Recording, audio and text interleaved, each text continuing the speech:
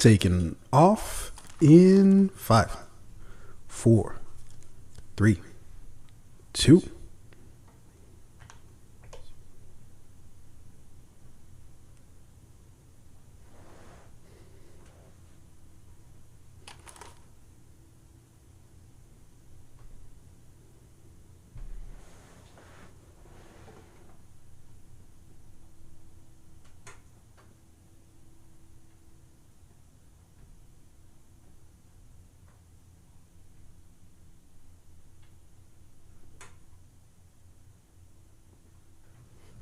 All right. No intro today. We don't need an intro. It's just... We can put that in on the back end, right? In the editing process? No, I refuse. If it's not done live, fuck it. We're not doing it. Hello, ladies and gentlemen. It's the Fade Podcast, the one-stop shop for everything TV, medium, film related, along with any of the goddamn thing we want to talk about. Coming to you live direct, Proof Concept Studios. What the fuck is going on? What up, man? Yo, we are 2 weeks out from the end of the year. Like, I still can't. Oh, shit. Well, it would help if your mic wasn't also muted. Now I'm going to mute myself. So no, what I was saying was like we're 2 weeks out from the end of the year, dude. I really still can't believe that this is it. That's crazy. Yeah, 2021, almost in the books. Couldn't come fast enough though. I will say that. Like I'm done with this year. Yeah.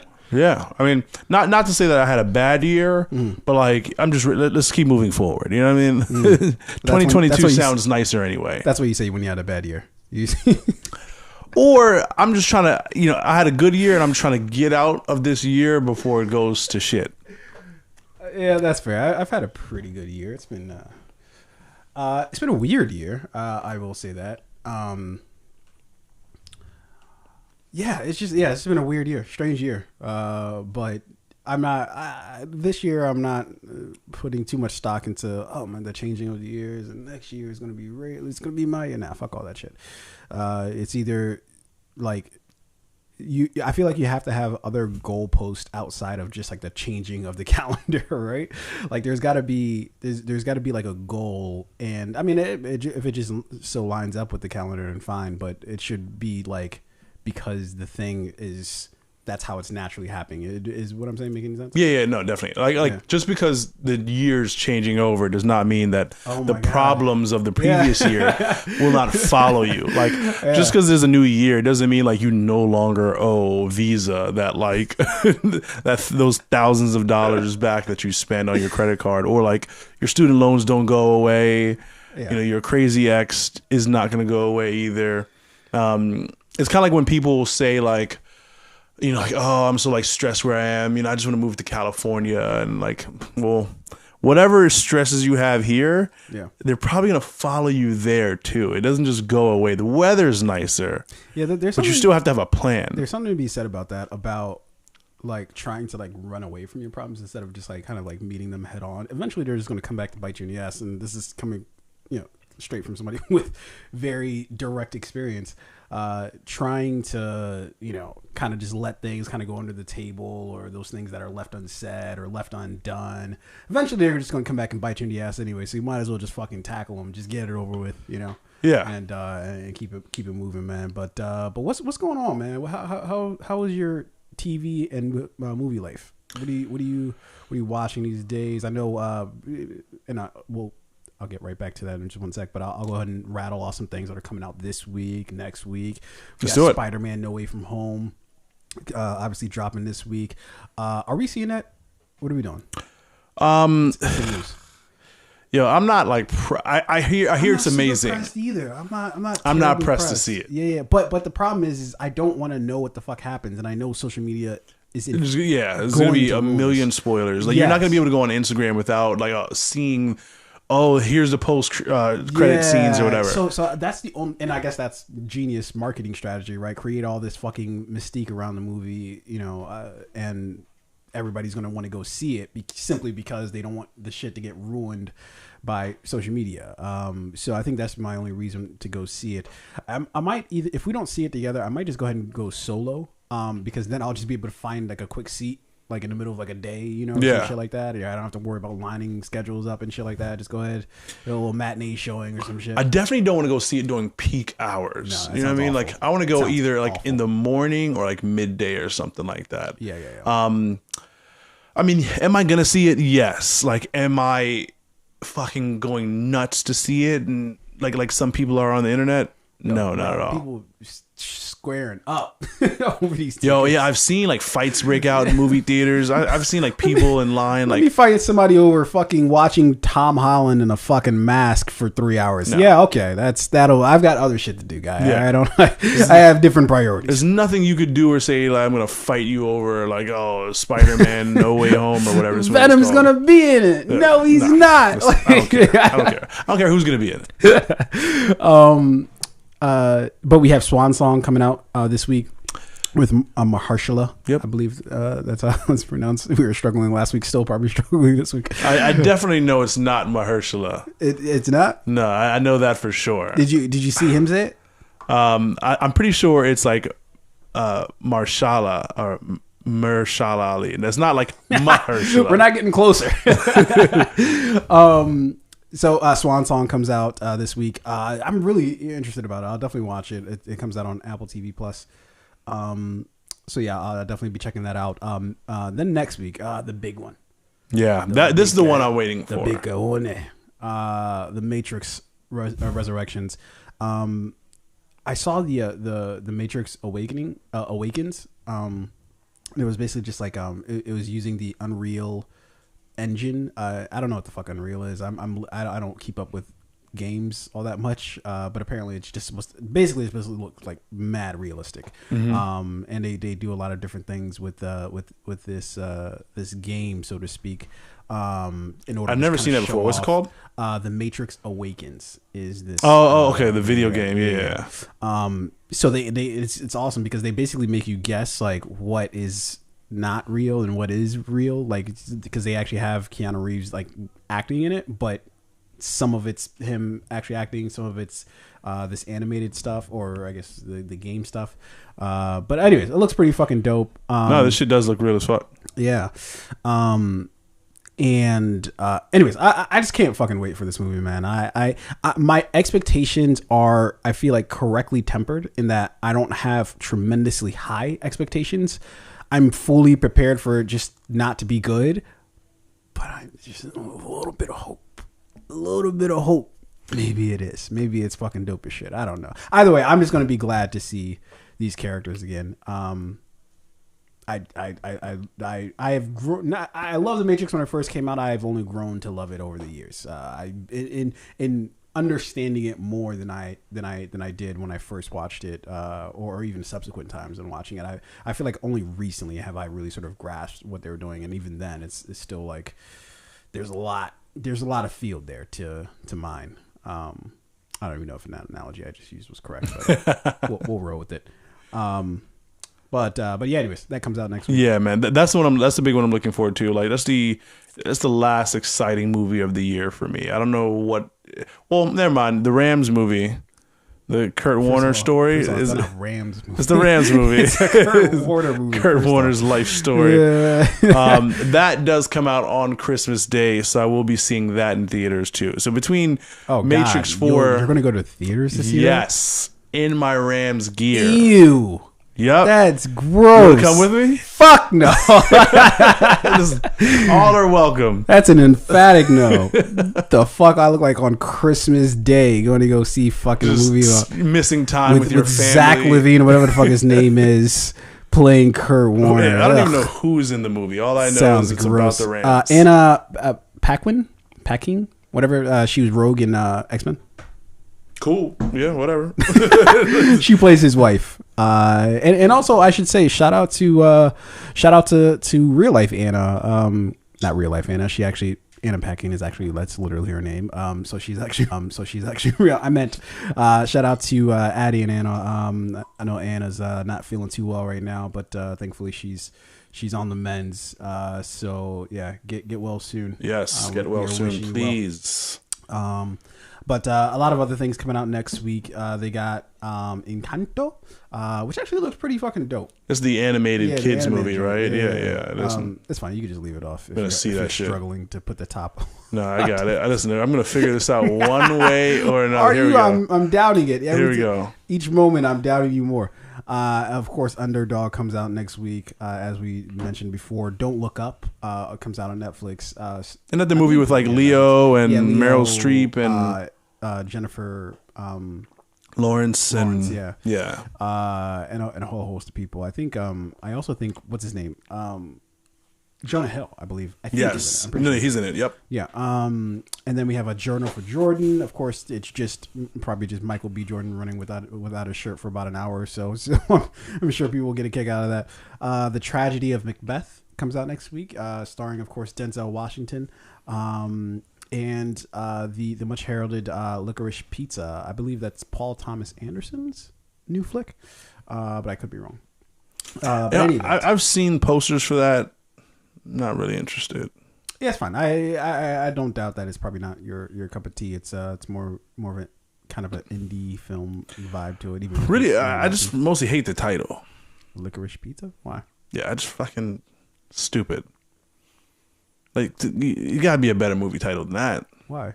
You don't like. Is that what was in like the writer's room or something like that on this movie? Like they just had licorice and pizza and they got lazy. They're like, oh fuck it, I'm running late. Licorice pizza. Well, I'm sure that ties into the story somehow. Like maybe it's like the title of like maybe like a pizza shop or something like that. Or it probably does. Yeah, but it still makes me not want to see the movie. So I guess I'll never know. Hey, look, man. What's a good title for a movie to you? What's a nice strong? What's my favorite movie titles? Yeah, sure. What is that movie with with Oscar Isaac? Because like, if you don't even remember the name of the movie, it's like A Most Cruel Summer or A Most Cruel Winter or something like that. A Most Violent Winter. Was that with Oscar Isaac? I thought that was. Was that with a dude from? Was that Aragon? No. It definitely had Oscar Isaac. It's like A Most Violent. I'm pretty sure it's like A Most Violent Winter. But that's your favorite title. A Most Violent Year. And that's the thing that does it for you. It's one of my favorite movie titles. Yeah. Why? Or No Country for Old Men. Okay, No Country I can kind of get, but A Most Violent Year. Yeah. So it's just like it's very poetic. How is it poetic? Because A Most Violent Year. Yeah, you don't like it? When I think of great movie titles, I think like that's one I put in my list. That's one of the movie titles I always go to, and I'm like, that was like just like. It was just it fit the movie. It made sense. It's poetic. It sounds like, all right, I want to see that. A Most Violent Year. Oh, that's a movie about a year where bad shit happens. Let's see it. Fair enough. I actually don't know what my favorite movie title is. I don't. Oh, do you want to make fun of me? At least I got one. I do want to make fun. Get yours, buddy. Well, so the reason why I don't think I have one is because I feel like I would default to whatever my favorite movie is. You know what I mean? Like I don't think I. No, you got to detach yourself emotionally from this question. I don't know if I can. Because I just like what you were talking about with Licorice Pizza. It's like, to me, I don't know what that's. I couldn't, obviously it's not very sort of intuitive in terms of like what it's about. But there's a world where you could watch Licorice Pizza and like, oh shit, Licorice Pizza. You know what I mean? Like it could turn into a thing based on the movie itself, right? And so I feel like that's where I'm at, where that's why it's hard for me to figure out my favorite title for a movie, because I don't know, like, what's another good one? Gone in 60 Seconds. That's a good movie title. It's okay. It fits perfectly. You know what I mean? Like what the gist of the movie is about, and not even know. Like let's say you knew nothing about the movie, and you just someone says, "Hey, do you want to go see a movie called Gone in 60 Seconds?" You're like, that sounds pretty interesting.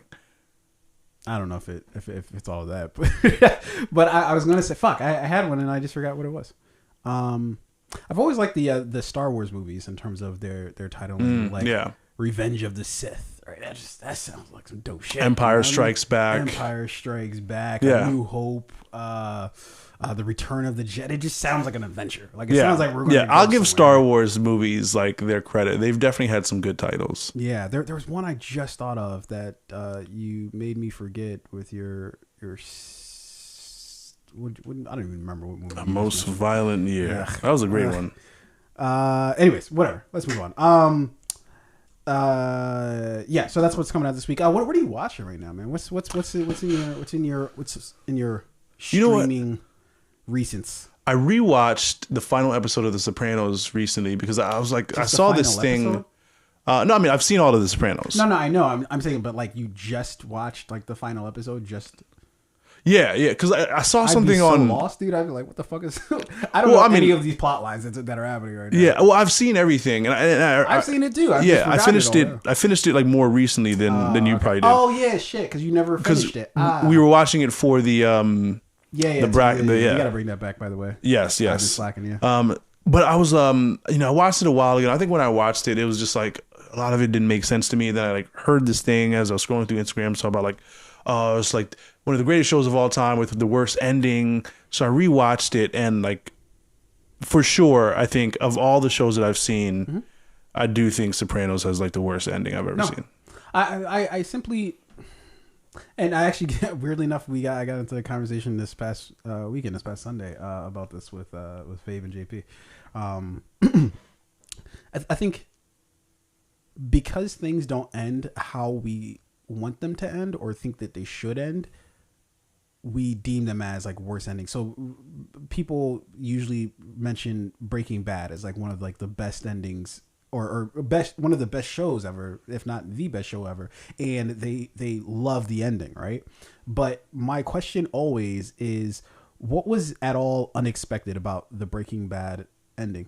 Nothing. Everything happened exactly how we kind of thought it would, right? Some time had passed by. Walter basically lamented, his whole fucking escapade as what's his name? Not Walter White, but his alter ego, Heisenberg, right?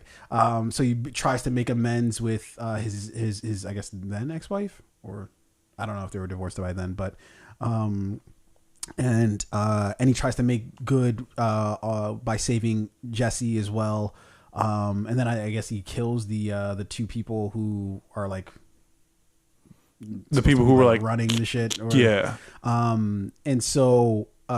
There was nothing about Breaking Bad that was just like, oh, okay, this is like really interesting. They're going in like a really crazy direction here, or this leaves me with something to like really think about. There was nothing really, at least on its face. Maybe somebody out there can be like explain to me, oh well, here's some of the subtext that I missed. But I think by and large, it was just kind of just, okay, at least to me.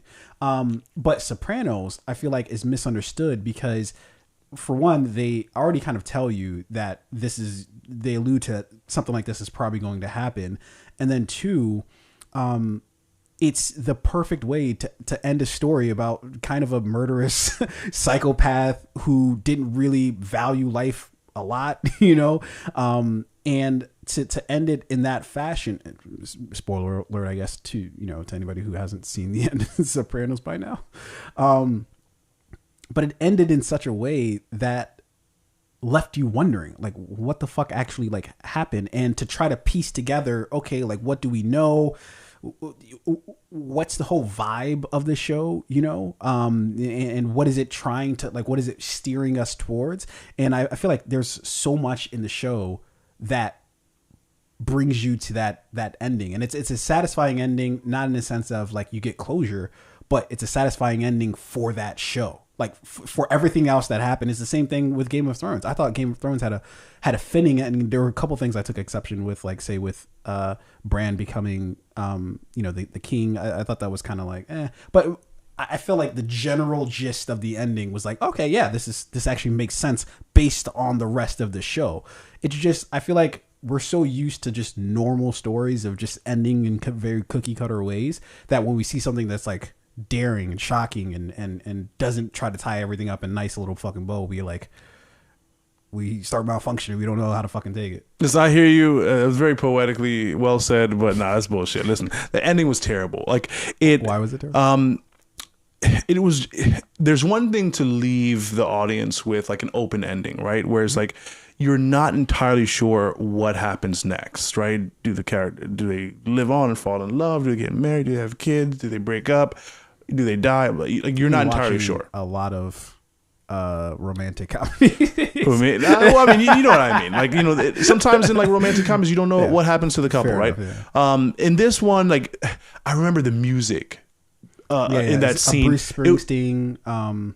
It was just like really upbeat, like Bruce Springsteen song, right? And that you're like, this music doesn't quite fit like what I'm seeing visually, right? Like, I guess I know time had passed, and then like Meadows trying to park her car and she can't fit, and she's trying to park more, and then like there's obviously like something going on in the diner. Maybe there's some people in there who are not too friendly, but then you don't know if they're like gonna kill Tony or if they're just people who happen to be in the diner, and it's just like cut this way that like kind of forces you to have a little bit of anxiety about what's going on. But it's just like really upbeat. It's really random. It's really spotty, and then nothing happens. And you're just I wouldn't say nothing. I wouldn't say nothing happens. Like, so the guy looks like he's about to like either pull a gun out or something, and then it flashes to black. Basic, and I think they've confirmed as much that like Tony does die at the end.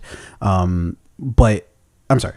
Finish what you're saying. You allowed me to speak. That's what I was gonna say. Is like, you know, nothing kind of happens. Meadow walks through the door, and then you kind of see like the guy, and he has like a look on his face, and then that's it. Then it goes to black, and you never really see what happens. You know what I would have loved? Just a touch of maybe the people who are in the diner at the time. Like if Tony does die, maybe we at least get to see him like put his hand in his pocket and like. I'm pretty sure that happened, right? No. So the last scene is Meadow walking through the door, and they're all like, "Hey," you know, just kind of like happy to see her. Yeah. But like throughout the scene, like of her, the time that they spend waiting for her to park, you can tell that there are people in the diner who more than likely are not friendly to Tony, and that they're gonna shoot. Right. But like, I wish, like, even if just for 1 second, a split second, you maybe see that guy reach for his gun or pull the gun or like make a gesture towards like something that will give you that indication that like, all right, you know, something happened to Tony. At least then I can get a taste of like, all right, maybe something did happen. Because like there's also a very good possibility that nothing happened until the creators of the show came out years and years later to say, yes, you know, after that thing, Tony died. Well, so I think it was like a line in the show, either that same season or the season before, somewhere around towards the end of the show, where I think Tony's on a boat with, I forget who he's on a boat with. It's been a long time since I've watched it. But I remember him saying like, you never see it coming, you know, like when he's talking about like somebody dying. And if you think about all the ways that Tony himself has killed somebody, where it's just like the person just doesn't see it coming, and then all of a sudden, boom, they're gone. Right. I think that's essentially what they were trying to convey with this, which is, for as long, and it's actually kind of beautiful in a way in that like we're conflicted in rooting for Tony, right? Because he's clearly like the main character, and we've gotten to see his journey, both the good things that he did and obviously mainly the bad things that he did. We got to see all of that shit, right? And through it all, we kind of rooted for him, but also kind of thought he was a piece of shit, and we kept oscillating between those two, right? And for everybody that he killed, maybe sometimes he would have a reason to kill somebody. But I think, for instance, like when it was him and Chris, right? Like when he killed Chris, it was just like at that point we were like, whoa, what the fuck, dude? Like there was like, you didn't have to kill Chris, like you just chose to do that. You know? Yeah. And I think that with the way that we saw it go out, it stays true to that motif of you never see it coming, you know. And I feel like I don't know. I feel like I can appreciate something like this way more than I can appreciate something like Breaking Bad, where it's just like, okay, we get all the, you know, everything sort of concluded in like a boom, boom, boom, boom, boom. Okay, we had this storyline, close it off. We had that storyline, close it off. We have the other storyline, we close it off. Like, you know, like I feel like that's just too, you're giving me too much there. You're not leaving me with enough to like actually think about, you know? Whereas like it feels like you're being spoon fed there versus something like Sopranos, which I'm not gonna lie, had I been watching it live, I probably would have been pissed, right? But having the benefit of kind of knowing that there was a controversial ending, sure, and like that is what makes like maybe maybe now today makes it a little bit better. But like, again, it was years and years before like the actual creators of the show came out and like made that statement that yes, something in fact did happen to Tony. So imagine like having seen the last episode live, like as it was airing, and then having to wait like the 5, 6, 7 years, whatever. You gotta draw your own conclusions, man. That's sure. I get that, but at the same time, it's like when a story is told, you want to hear a complete story, or you want to hear a story that like leaves you wondering, but gives you like breadcrumbs to get there. Like we didn't really get much here. What ending are we talking about right now? Are we talking about the Breaking Bad exit, or I'm talking about no. I'm sorry. It was kind of a rhetorical question. Like, we're talking about The Sopranos, and I feel like that was kind of the purpose of that type of ending, right? To leave you like to leave it to the audience to debate and discuss of like what the fuck actually like happened here, versus again, nobody really ever talks about the Breaking Bad exit outside of people saying, oh yeah, I liked it. Yeah. Like nobody really, like there's nothing controversial there. There's nothing to really think about. It's just, okay, you just wrapped everything up. Cool. Yeah. You know what this felt like to me? Like, it felt like the last bite of a very good meal, and the last bite's the worst. I don't know if I've ever had that. Me neither. But I cannot relate. But I can, like, just using my imagination here, that's what this felt like. Like, so much of the show was so good, and then like you're waiting for that last bite to either, maybe it's not the best bite, maybe it's just satisfactory, right? But like overall, the meal, like maybe if great. You're eating pie and you get to the crust last. Sure, and then it's just like, ugh, all the feelings, and it's just like dry gone. or whatever. But even then, you could still say, you know what, I enjoyed the pie itself. Yeah. But like in this particular case, how do you think The Sopranos ranks against Game of Thrones in terms of ending? Yeah. Or just like show in general? Specifically the ending, but I mean, I guess if you I know people hate how season 8 of Game of Thrones, they hate what happened in the final episode. I thought it was fucking great. I thought that it ended in such a great way. Now, granted, what dragon took Daenerys? Was it Drogon or Drog?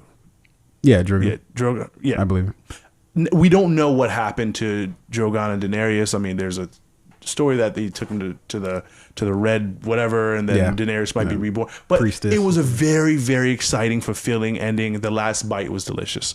With The Sopranos, the last bite was like, it was as if you were going to take your last bite, and then someone slaps it out of your hand, and then brings you the bill. Like, that's a problem. You're just like, what happened?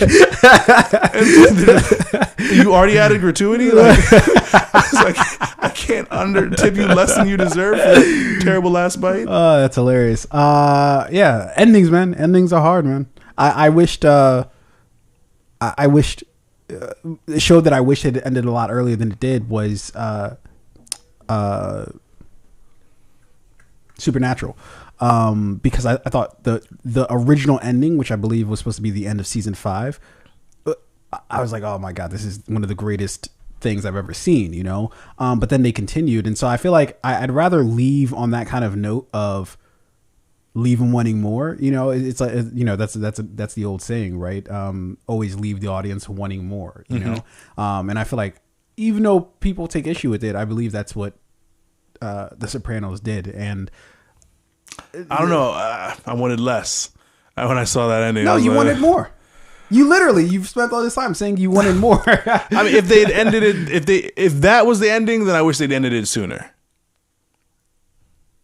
Maybe even the episode before. I don't know. Like, so yes, I did want to know like what happens, but if that's the way you're going to end it, then like you should have ended it on a better episode earlier in the season or something like that. I don't know. Fair enough. Ended on the episode where he killed Chris. Like that'd have been like, oh shit, this guy's off the rails.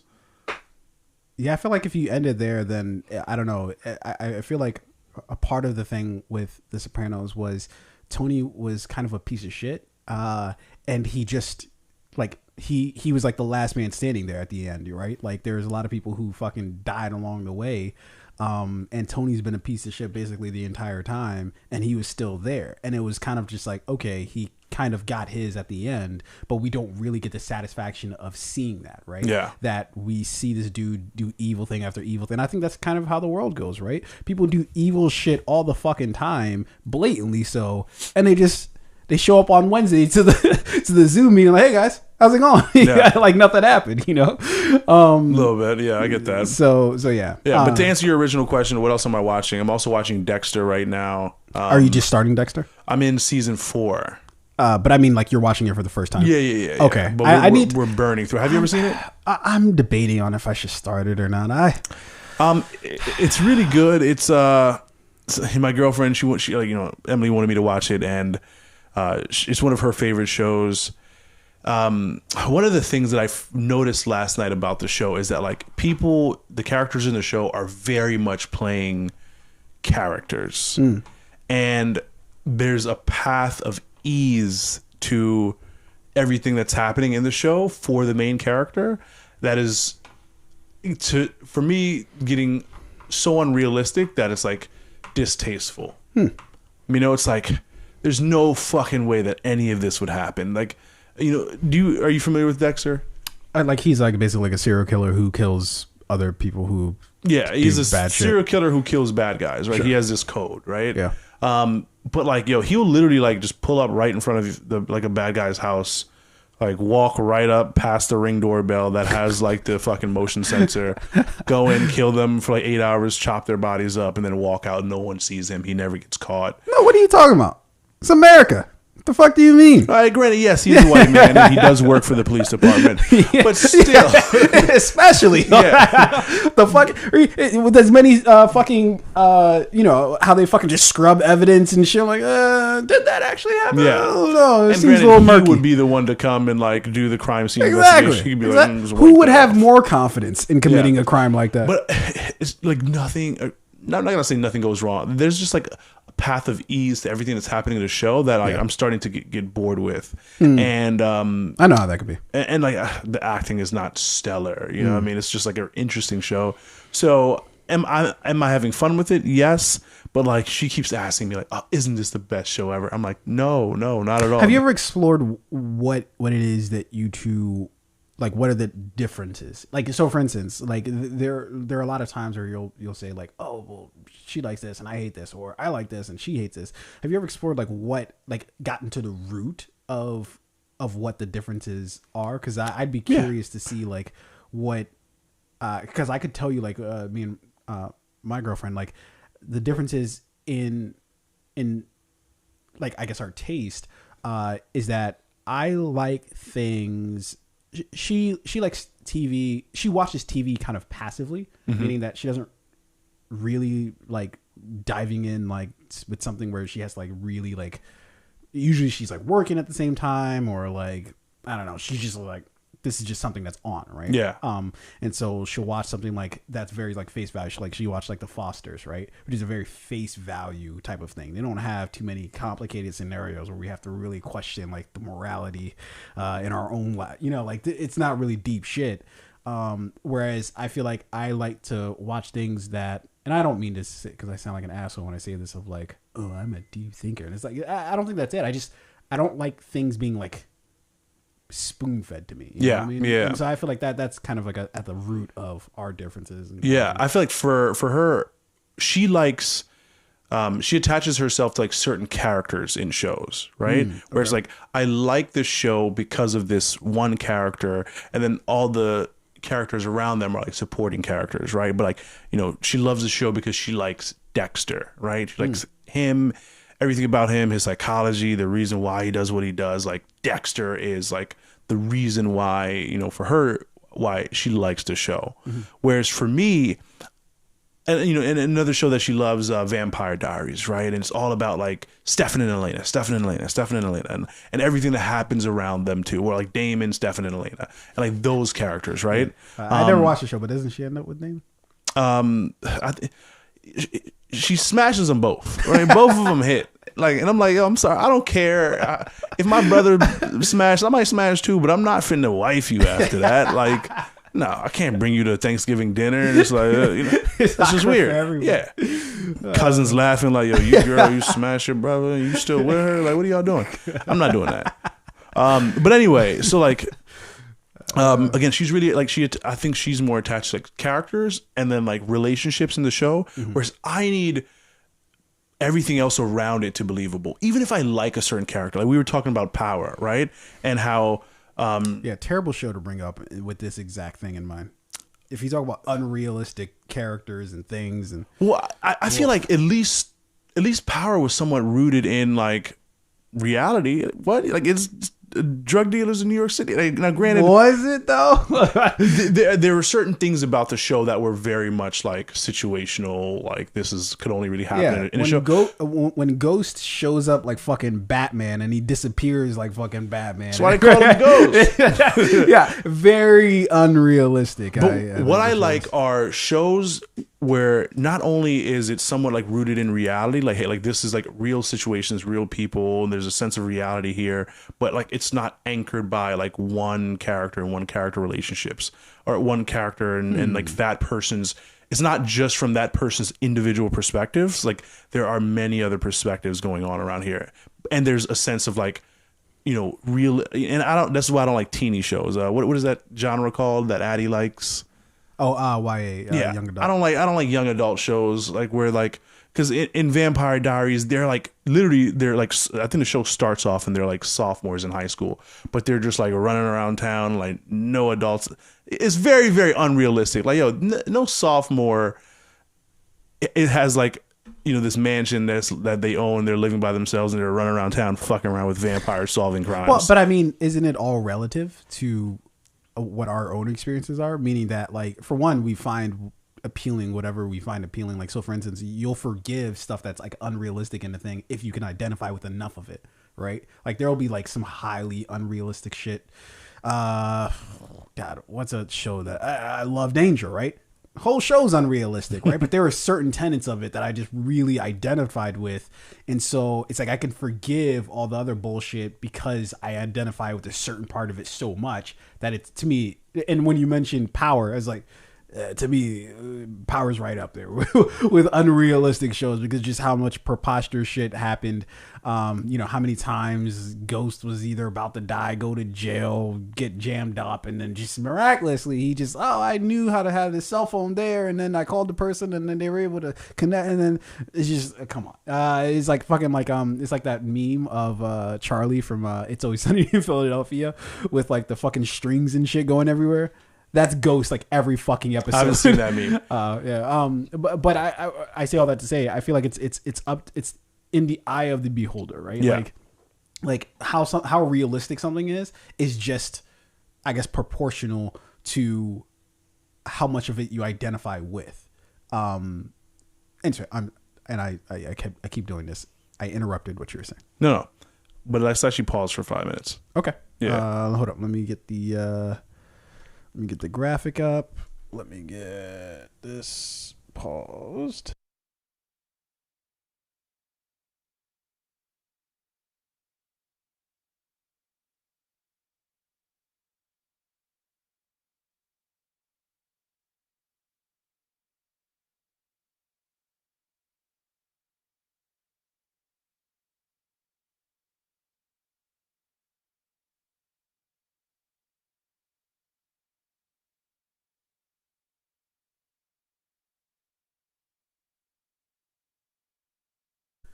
All right, y'all. I'm not gonna leave y'all completely without some entertainment. What do you guys think? What's you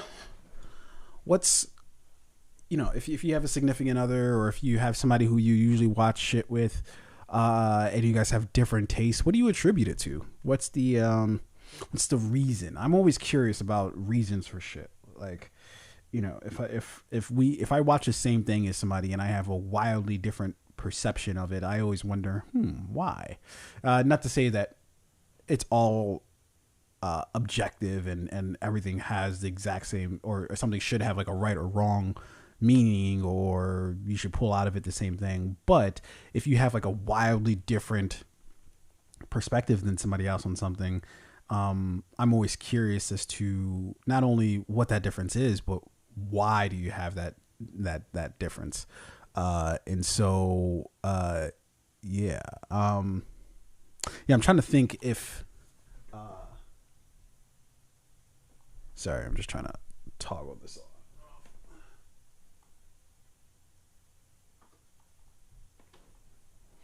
Yeah, I'm trying to think, exactly why I see things differently than my significant other on some shows. I remember we watched and we well documented on this podcast. We watched an entire season of Love Island, which is a terrible show, but also interesting when you watch, especially when you watch it with a significant other, because you tend to think about, or at least for us, it forces us to have some conversations that we probably might not have had otherwise, because of the certain scenarios that would come up on the show and be like, well, what would you do in this scenario? What would you do in that scenario? And we just sometimes had just wildly different takes on shit.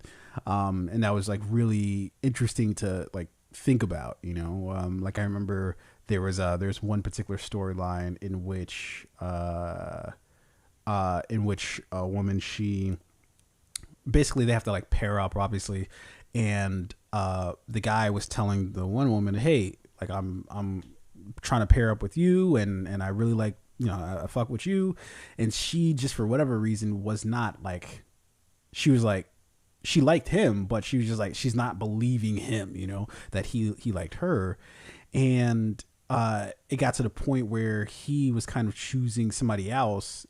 He ended up choosing somebody else. But it was because, or at least in part because, she didn't really like show him that she like actually like wanted him, only until the relationship was sort of like threatened. And so anyways, so me and my significant other, we had very wildly different takes on that. Obviously she, or maybe not obviously, but she took the side of the woman, in that, she thought that that the man was sort of to blame, as Arain hops back into the room here. Arain, I was just talking about carrying on that conversation about seeing things differently than our significant others. Whoops, is my audio? In terms of like your taste in like TV, movies, and music, and all those things, right? Yeah. Hold on one second. Let me see if this audio is working correctly. Yeah. I'll just keep bantering for a second, or are we testing 10, this audio? 9, 8, 7, 6, 5, 4, 3, 2. Huh. Sounds fun, I think. I don't know. It'll probably be trash when I listen to it later. Listen back. Fuck it. We'll keep going. What always happens. But yeah, like, isn't that so I appreciate that though, right? Like when you find someone who's like, we like different things, but we have an interest in what the other person likes. Or at bare minimum, you respect what the other person likes, right? Like, definitely don't like it. Yeah, and like that's the case in my situation. Like, she loves Vampire Diaries. I fucking hate it. But have I seen most of the show at this point? Yes. Like when she's watching it, will I sit down and watch it with her? Yes, because I don't hate it that much. Our tastes are not like too dissimilar where I can't stand to watch some of the things that she watched. Now, for her, I would say it's a little bit differently. There's some things that I'll put on. She's like, no, I'm not watching it. And she'll storm out of the room. And I'm like, all right, well, I'm still going to watch it. Like, luckily we have several TVs in the house, but. Well, and that's also an interesting thing to explore too, because it's like, so for instance, with, which show? I was talking about a show with somebody, or maybe it was a movie. I forget which it was, but it was something that had a very like kind of grotesque rape scene or something, like, or rape was somehow like involved with it. And for me, it was like I was looking at the broader story, right? Like I was looking at the whole story, and so I didn't like that. I wasn't like really like focused on that particular aspect of it. But then I was talking to some other people, and one of the first things the woman brought up in this case is, yeah, like that's a lot to fucking like process and deal with. And then I was about to be like, but it's still a good. And then I was like, oh yeah, shit. From your perspective, yeah, that's something that you don't want to fucking watch, especially. And I'm not saying she in this particular situation has experience with that, but if you're a woman and you've dealt with some sort of, and dude, over this past week, man, I've been hearing a couple different stories from a few different women, just about like, and we're gonna talk about this a little later, with Naomi Harris, with being groped while auditioning.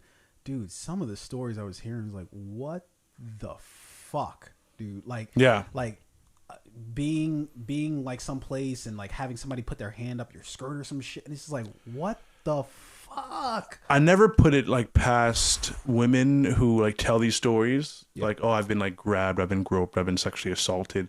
Like I never like brush it off like, you're being dramatic, or like is that true?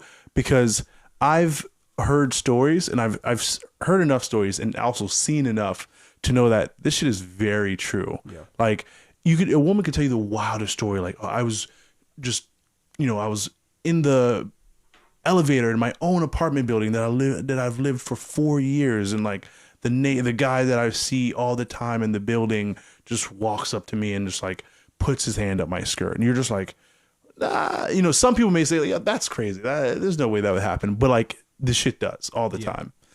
So yeah, I'm definitely I'm not gonna say I'm excited to talk about the Naomi Harris story, but I'm interested to talk about it because of like what I feel like the bigger conversation is gonna be. Yeah. And so like where I was going with that is that I used to think if somebody like really is aggressive about not seeing the same thing that I'm seeing, and I'm like, it's a movie or a show, like I'll watch anything. Like there's some things I'm like, yeah, I prefer not to watch, but I'm like, I'll never like be upset at something, right? Or like, I wouldn't say upset, because sometimes you watch a movie and you're like, what the fuck was that? I just wasted 2 hours of my life. Yeah. But I'll never like, especially if it was like, if my significant other was like, hey, I really like the show, would you watch it with me? I don't think there's ever a scenario where I'll be like, no, and then just leave. Like, I don't think lucky you. Like I've been trying to watch The Golden Child for like a month now. Yeah. And I'm like, I keep telling my girl, I'm like, yo, let's just watch. I really want to watch it. I want you to watch it. It's a classic. Like, she's like, absolutely not. And I'm like, what's the reason? No reason at all. Just no. And I'm like, and I keep like, yo, can we please just watch it? Like, it's really good. It's one of my favorite old like Eddie Murphy movies. Like, it's a classic. You're gonna enjoy it. Well, that's why I'm curious. Like, you should explore that, right? Because that's a weird one to be like, no, because it's like, it's gold. Yeah, I mean, like, it's the most harmless. Listen, it's been a while since I've watched it, so let me not like put my name. I mean, sure, there's probably some suggestive stuff in there. Probably some like very like typical like racial jokes about, because the actress in the film, she's like Asian, so they probably have like mad Asian stereotypes in the movie. I don't remember the movie enough to know, but we know it was in the 90s, so like Asian stereotypes were like no one. Oh my god, what was I watching the other? Oh no, I've been going back and to talk about things that I've been watching. I've been going back to watch Star Trek, the original series, and I think I'm just gonna move my way up through, I guess, the more current series. But I was watching the original. Bro, the ease in which they say these like Asian jokes, or or like these like kind of like suggestive sort of, like, they don't say the thing, but you're like, Jesus, like, what are you trying to allude to here?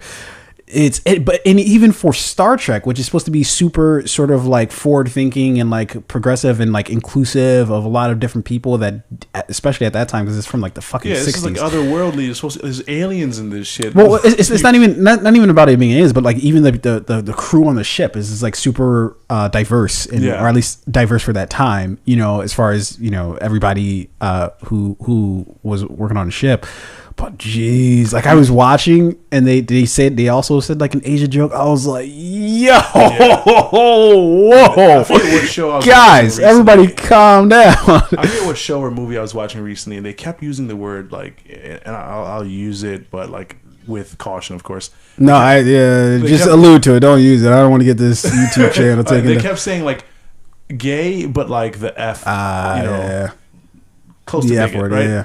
And I'm just like, holy shit! Like that would never really like fly. Well, maybe that's why today. If you explore, why she doesn't want to watch Golden Child, maybe it has something to do with Eddie Murphy, because apparently people don't fuck it with Eddie Murphy. Like, that's not it. I'm telling you, I know she's just like no. Okay, nothing comes from nowhere. Yeah, nothing comes from nowhere. There has to be some root to something. No. Irene, like literally listen to what you're saying right now. I'm telling you. Mm-hmm. I've asked, I've questioned many times. Asking to watch the thing is different from trying to explore. And I don't mean, and what I'm trying to say is sometimes trying to explore something takes more than just being like, hey, why don't you want to do this? Sure, thing? Let's role play. You play me, I'll play her. Okay. Ask me to watch The Golden Child. Hey, can you watch The Golden Child? No, absolutely not. Okay. Is there a particular reason? Are you? I just don't want to watch it. Okay. I mean, should we? Do you know what it's about or anything? I don't care. I mean, there has to be some reason. I just don't want to watch it. Has there ever been a movie where you didn't want to watch it and then you watch it and you're like, oh, this is actually pretty good? Sure. Like, do you remember like a movie like that? We watched that movie we watched a couple weeks ago with like Casey Affleck and Michelle Monaghan, where they were like both psychiatrists or whatever. That movie, I thought I was gonna like it to begin with, and then I really liked it. Oh, okay. So, what's the difference between The Golden Child and that movie? Like, you thought you weren't gonna like that movie, and then you did, but this is you're super adamant that you're not going to watch it. Yeah, that one I agreed to watch it, and it turned out to be good, and that's fair. But this one I'm not going to watch. The answer is no. But that feels like a very abrupt, and it's weird role play because it's not. I'm not talking to the person. This is what happened. No, I'm sure you didn't do it from my fucking very nuanced angle. I asked questions like, would you like to see the trailer? Do you want to read the synopsis about the film? Yeah, but those are all questions saying, hey, let me market this movie to you to make it more appealing to you. I'm trying to figure out, like, forget watching the movie. I'm just curious about why is it that you're so adamant that you like. So for instance, if I said to my girlfriend like, oh hey, like let's watch this movie, she actually probably would watch a trailer and be like, either yes or no, right? But if she was like super adamant that she wasn't going to watch it, well, now my obsession, fuck the movie. Now my obsession is, well, why don't you want to watch this movie? Like, what is it? What is it about this thing? It's still on my Netflix to watch list. We haven't gotten to the bottom of it because like. And granted, I was being gracious with how I answered your questions. Yeah. The answers I've gotten are just simply like, no, leave it alone. I don't want to talk about it. Okay. So what that indicates to me is that there's clearly something else there that either doesn't want to be talked about or I swear to God. No, but I know you're not going to believe this, or there's nothing there. And like what she'll say is like, if I ask too much, she'll dig deeper into the no. But again, there's a difference between asking for the thing and trying to explore the reason why. Like, and I understand it. Like, we all want to get to, you just want to fucking watch The Golden Child, right? So it's just like, yo, let me just get to the fucking bottom of why you don't want to watch The Golden Child. But I feel like there's a way to explore that isn't just asking to do the thing itself. You know what I mean? Like, again, I'm not saying that I don't believe you, but what I am saying is that in this case, it's like, that's to absolutely be adamant that you're not going to do something, especially like when it's kind of I want to say use the word innocuous, but I don't know if that's the correct word to use in this case. But when it's so like it's just a movie, like it's a movie from the fucking 80s or 90s. I'm gonna try again tonight. I'm gonna report back. For again, don't try to market the movie. No. Explore. I'm gonna try a different method, as you said. But I do think that like. Whenever we have these conversations, there are always people who, and like to your point, like there's got to be a deeper reason. Like what is like the deeper meaning behind the no? What is Sometimes I do think the answer is just no. And but that's the reason behind it. That's the easiest thing in the world to believe is that if something. No, I think it's difficult to believe that. Like, I think it's very difficult. No, it's very easy to believe that because it's as if I'm arguing. Like I've had it plenty of times where I'm arguing with my significant other, and what my instinct is to dismiss whatever the fuck she's saying as just hogwash and be like, you're just being difficult just for the sake of being difficult. But typically, whenever I do try to explore some sort of like. When I put a little bit of my ego to the side and I'm like, all right, like forget the thing that I'm trying to get at here. Like I wanted to try to like, not like I'm a fucking therapist or anything, but I'm just trying to get to the bottom of like, okay, well, what's actually fucking, there's the actual thing happening, meaning that here's what's the conversation that we're having. But then there's always the subtext of it. There's always like the little shit that is, and what it always, or not always, but a majority of the time, what it ends up being is that something will be revealed that I just didn't have like the information for, or maybe there was just there was a feeling there that I just didn't know was like a a thing, you know, because I just was like, I'm taking the conversation for like face value, you know? Yeah, I definitely agree with you, but I do think that a lot of times people have trouble understanding that sometimes an answer to something could be so simple. Simple yes or a no. And there's but to be adamant, like it's different. Yeah, I get that. Like, if you're so passionate about, like, it's and you've never seen if you've never seen the movie, you don't know what the movie's about. All you hear is like the title of the movie, and you're like, no. I think in this case, that's crazy. I think in this case, it is solely because I've asked, and like she's like, just because you asked, no. Oh, okay. So is it so okay? Fair enough. So is it a case where you guys like do like trade offs? Like maybe she's racked up or you've racked up like a couple like calls or like, hey, let's watch this, let's watch that, let's watch this. So now she's like, all right, for that movie that you actually want to fucking watch, fuck that movie because we've watched the last 20 things we've watched. It's like inner frustration, right? Because like I had this rule where it's like we trade off, right? Yeah. You pick one movie, I pick the next movie. You pick one, I pick the next movie, right? She has trouble making like decisions, right? So like, let's say it's her turn to pick a movie. She like what she always says to me is like, "Well, I just have trouble finding movies that like you're gonna like." I mean, it sounds like you both have that problem. No, me. I'm lies. Lies. You just said the whole conversation is about watching the Golden Child. The Golden Child is a one-off, right? That's like a bam, like I'm in a mood to watch this, so I'm gonna pick this. And yeah, it's a little bit selfish for me. But like, let's say it's my turn to pick a movie. And I'm browsing through Hulu, right? I'll find 3 interesting movies that I'm like, her and me could both watch this thing, you know? Because I'll watch anything for real. Like, but I'm like, we could both watch this thing. It sounds interesting to me. I'm thinking it'll be interesting to her. And I'll bring her like 3 options. And I'm like, pick one, right? Mm-hmm. That's how I always approach our movie finding. But she'll be like, oh, I couldn't find one. Like, you mean Netflix has 4,000 movie titles? You couldn't find one? She's like, well, I couldn't find one that you'd be interested in watching. I'm like, well, just then. Are you pretty adamant sometimes that you're not watching something? No, I watch anything.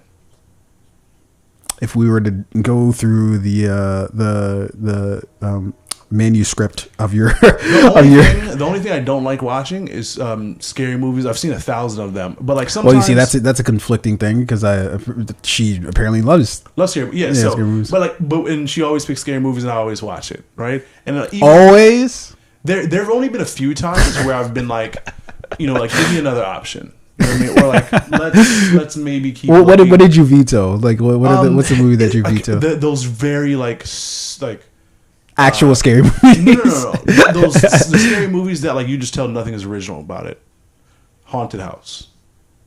The family moves into a house. What does it matter to you if it's original or not? If you hate scary movies, if I don't like scary movies, then like at least I want to see something like new, something interesting. Like tell me a story that hasn't been told. But like if it's like a story about a family moves into a house in which people died before and like the spirits still haunt the house. I've seen that movie 100 times. You know what you should do?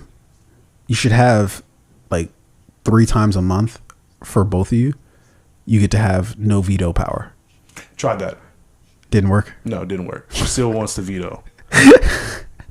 even if we agree, no veto. Yeah. What she'll do, she'll either be like, fine, put the movie on, but just like jump on TikTok and put her headphones in. It's like, well, you're not actually watching the movie then. Yeah. Or she'll just be like, no, I'm not watching this. Fair enough. Go upstairs. So yeah. I tried. No win. All right, fair enough. I tried. All right, let's jump into some shit here. Super quick. I did want to talk about some headlines. Snoop Dogg, Grammys mispronunciation. I don't know if you've heard about this, but look, fuck everybody out there who's just like piling on Snoop Dogg. Apparently, he's supposed to be announcing the nominees for it was either the Grammys or Oscars or some fucking award show, and he so he says Ben Affleck, and he's like, oh my bad, Ben Affleck, and it's just like, nigga, this dude smokes fucking weed religiously, and you guys put him up there acting as if like he was going to be like the most eloquent speaker. That's silly. I'm gonna say everything. Man, fuck you. He smokes weed all day long. You guys are lucky you remember the fucking event was even that day. And who exactly is upset with Snoop? I just and listen, and you know what? I'm becoming way more skeptical than I used to of when in articles they mention people like, oh, people online are upset. It's like, are people upset, or is it just other people writing articles about this shit who are upset about it? Because I feel like it's like they just find one other person who wrote an article and they're like, everybody's upset at this thing. It's like, I don't think everybody really cares. Reddit subgroup where like 400 people are in it. You gotta have 8,000 clicks to get to the fucking page and shit. I don't trust anything unless it's over like 100,000 people. Like if you're like, yo, people are very upset at this, and I'm like, how many? It's like, yo, it's like 40. But how do you even gauge that? Like, because like 100,000 people on Twitter is different from 100,000 people like signing a goddamn petition or some shit, right? Like those are different things. Like, you know, people who either way they're online. Things. No, because you don't have to have the like I'm thinking of like an actual like. I mean, petitions I've signed online that I didn't even like. I just saw like some shit. Like, yo, well, fair enough. That didn't go in the direction I was hoping it would go. It takes 3 clicks to sign a petition. But my point remains the same though, is that they're just different, right? Like one can be different from the other. Sure, yeah. But like when someone says like, oh, everyone's upset or people are angry at this, I'm like. Yeah, you got to investigate a little bit. Yeah. The other thing I wanted to talk about super quick was Hawkeye. Of course, you said you didn't see the latest episode, but I will say their reveal was interesting. I feel like there's a way they could have made it a little bit more interesting, but it was a big reveal, and the implications of which are massive in the MCU. Massive. Okay. Massive. I'll have to check that out tonight. Yeah. And then we, of course, have to talk about Urban Myers. Just super quick. This guy's fucking crazy. Okay. This guy, if he was, I hate to do this whole, if this person was black, but there is just no earthly way that if Urban Myers was anybody but a fucking getting older white dude, would he be still employed? There is just impossible to think at this point. Yeah.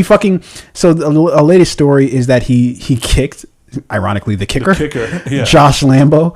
And I don't even give a fuck how it happened, whether he kicked him lightly or I don't give a shit about any of that. It's just Urban Myers seems not to give a fuck about anything. Like it doesn't matter. It doesn't, because one controversy, you're like, let me keep low. Like, yeah, you remember low season when, like, after the team took a loss, he stayed back and he like goes out the women night at or do they call it? What was it ladies called? Night, ladies night. I got a women night. He was with a woman who's clearly not his wife out at a bar getting drunk after a loss. Like you think like a real head coach, someone who's be in the fucking lab prioritizes winning, would have left with the team. Look at some fucking game film or some shit. He stayed back because his family was there.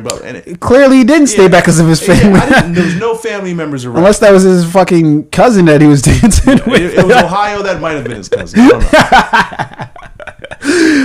But yeah, this guy's fucking crazy, dude. I don't see how he keeps his job after this. Because how does the team fucking respect him when you're kicking dudes? Like, even if it's something that like maybe some coaches have done, but like in the context of all the other controversies, like what is? There's no way the players respect him at this point, right? It's impossible. And here's the thing, right? You drafted Trevor Lawrence, first round pick. Yeah, he's supposed to be like one of the greatest QB talents like in decades, right?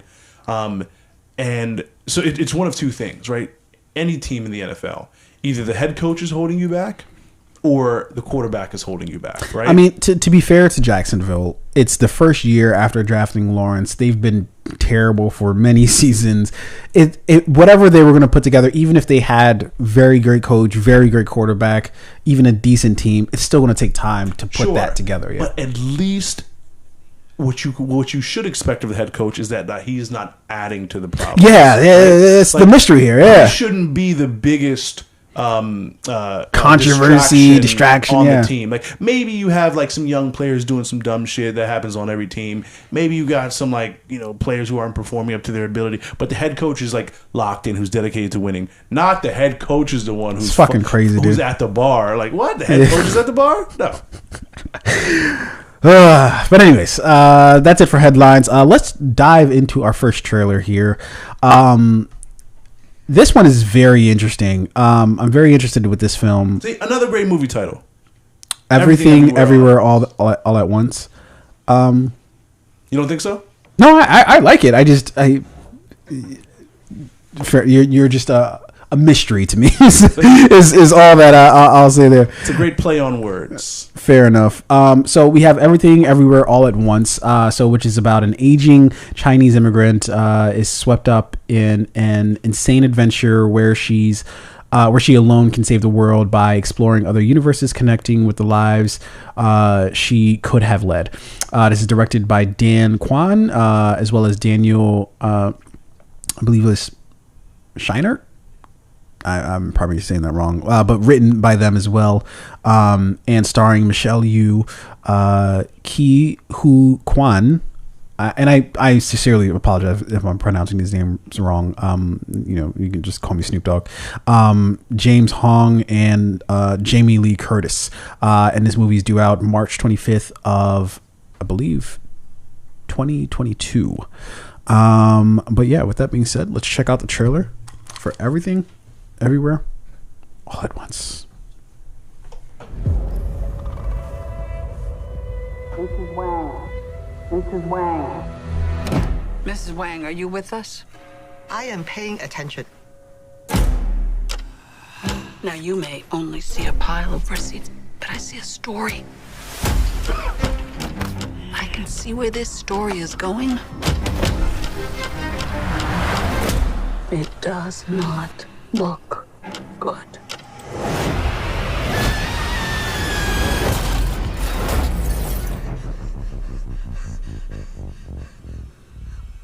What's happening? Evelyn, I'm not your husband. I'm another version of him from another universe. I'm here because we need your help. Very busy today. No time to help you. Across the multiverse, I've seen thousands of Evelyns. You can access all of their memories, their emotions, even their skills. There's a great evil spreading throughout the many verses. And you may be our only chance of stopping it. Don't make me fight you. I am really good. I don't believe you.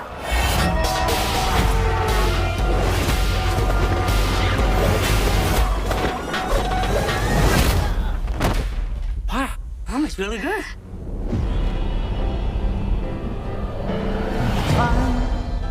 He's waiting in the wings. The universe He speaks of senseless things. is so much bigger Script is you and me. than you realize.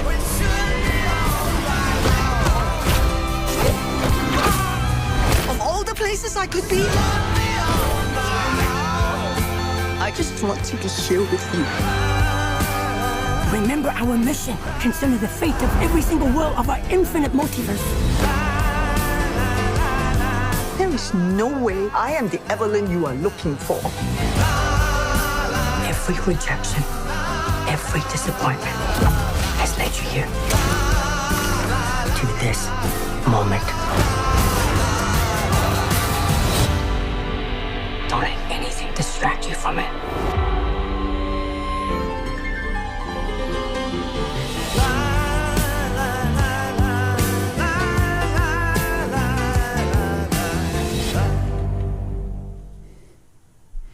Great movie trailer. Love Michelle Yeoh. Love this this like depiction of the multiverse. And I think you mentioned this earlier, right? It was like, it was I think it was Addie actually. Yeah. Referenced, how like this movie trailer was better than Loki. Yeah. Right. Now, granted, and my response was, coming from a guy who likes, One Tree Hill and these like teeny movies, like, I'm gonna take your opinions lightly here. Well, he actually indicated it was Vampire Diaries. Okay, so just get it right. Excuse me, Vampire Diaries. Yeah. And Friends. Yeah. Well, no, Friends is good, but Vampire Diaries. Anyway, love the trailer. Love Michelle Yeoh. Great cast here. Very interesting visuals. A24 film here. Rarely do they miss. I whenever this comes out, wherever it comes out, whether it's in theater, I'm guessing it's going to be in theaters only. Yeah. I'm going to see this. This looks like it's going to be really, really fun to watch on the big screen. Yeah, dude, that's going to be the movie seems like it's going to be pretty intense. Like in terms of just as they're going to probably pack just a ton of shit. I don't know what the runtime for this movie is, but I'm sure it's probably going to be north of 2 hours. Because that's a lot of shit to try to go through. Yeah. I'm looking forward to this project as well. Honestly, I didn't really hear about this project until like a couple of weeks ago, and I started to hear rumblings about it. But it looks fucking dope, man. I'm always here. Now, it's really interesting, man, how there's been more and more work related to the idea of like a multiverse or different universes and things like that, and I've really been seeing a lot of this lately, in terms of just whether you're talking about the MCU, or you're just talking about just people either talking about it, or I don't know, it's been coming up a lot. This idea of a multiverse, like it's kind of like the main plot of the MCU right now. The idea of a sort of like a fractured multiverse. How interested are you in space and the theory of multiple universes? Oh yeah, I'm so interested that I wrote one, now soon to be 2 screenplays, kind of on the actual topic itself. I think it's go to space tomorrow. Yeah, would you?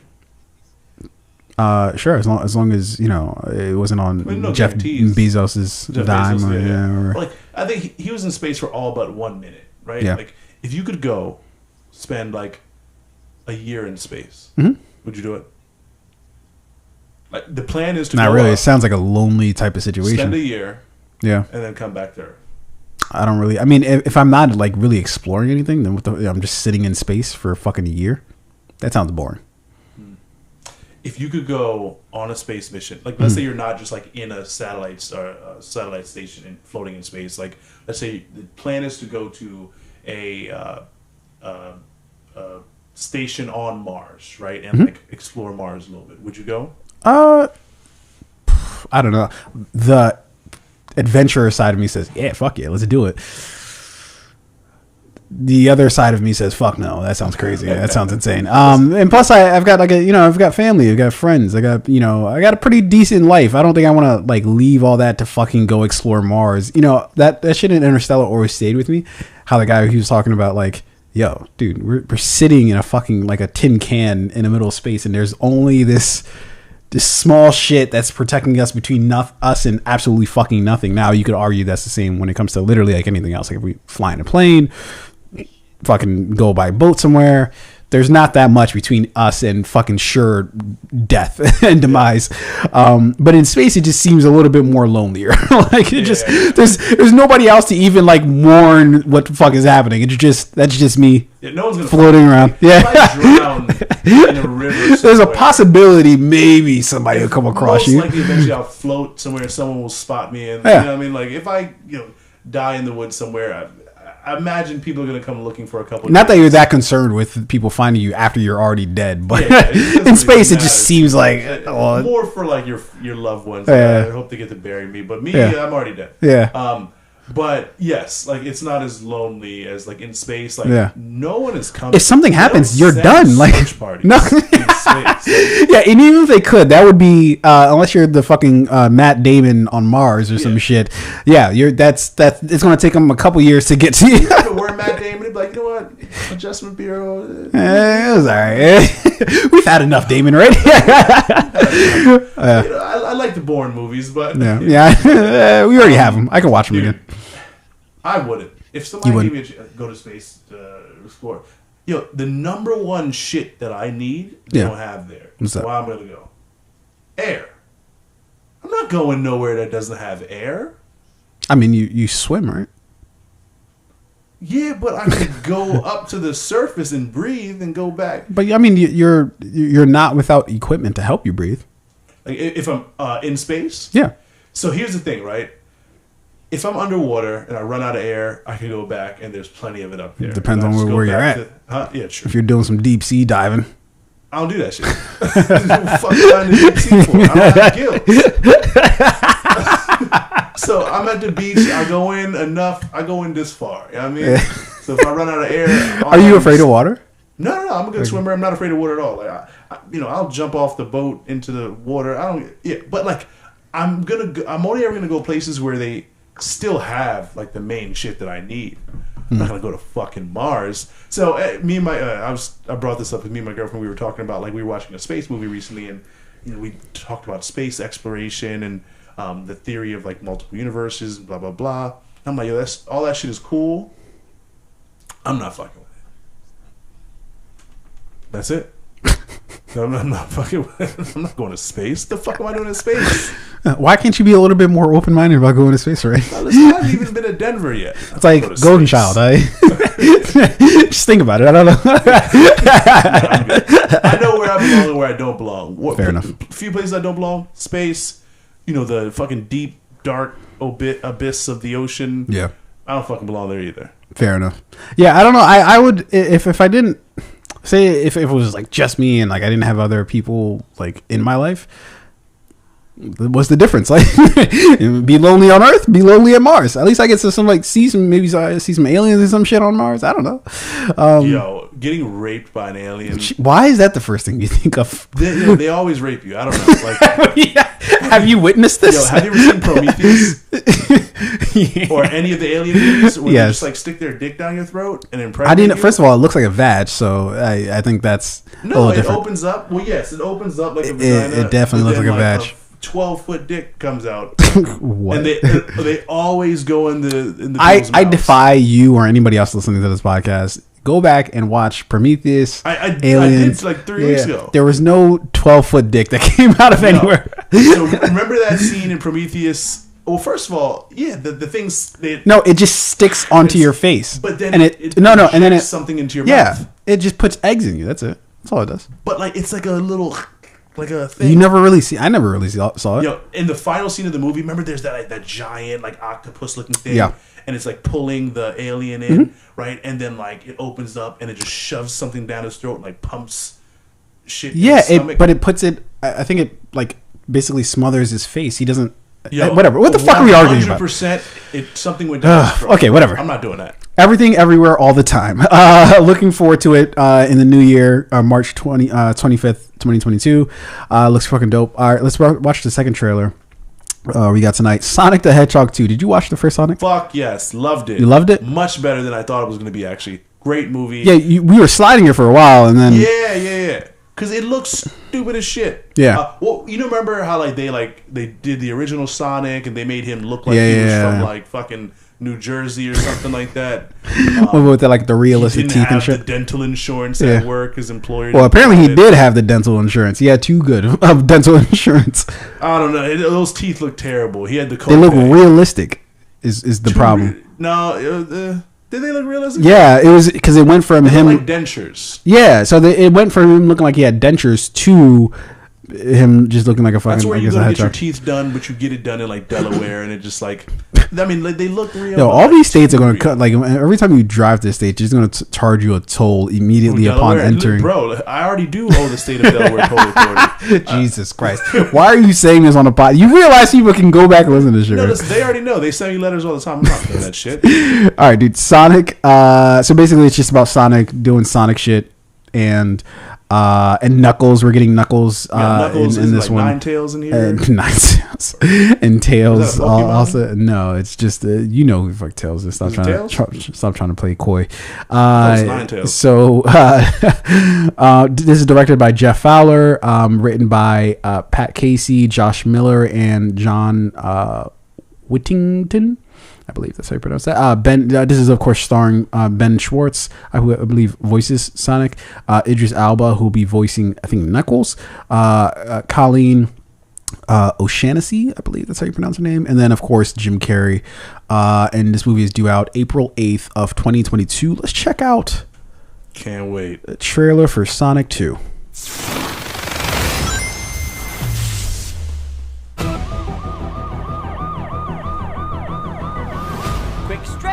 Little snack, and here we go.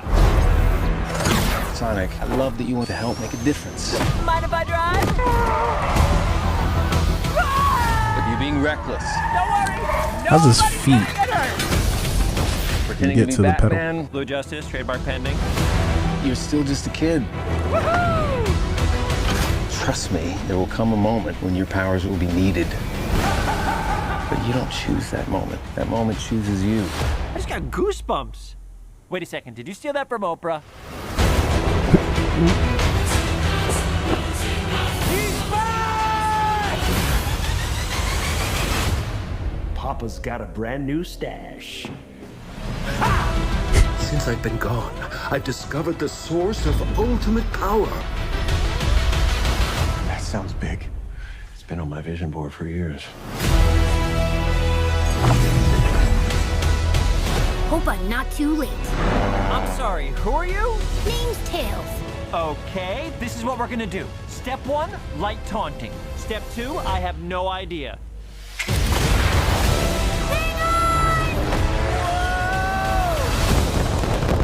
That wasn't too bad.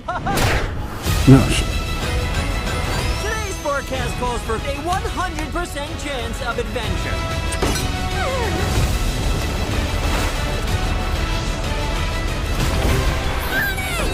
Return to sender. Face it, you're never going to get my power.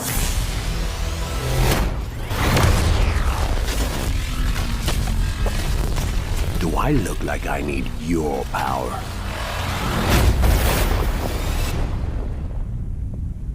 Where are my manners?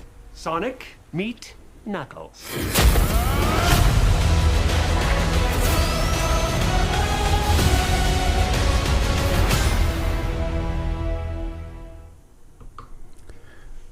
Yeah. I like it. Knuckles goes hard. I like it. I like it a lot. I want to see it. I like it. I like it a lot. Yeah, due out April 8th, 2022. Yeah, I still got to watch the first one. I still haven't seen it. Watch the first one. It's fun. It's a fun movie. I think no abrupt endings at the end. I forget how it ends, but I'm joking. It's a callback to Sopranos. It's fun.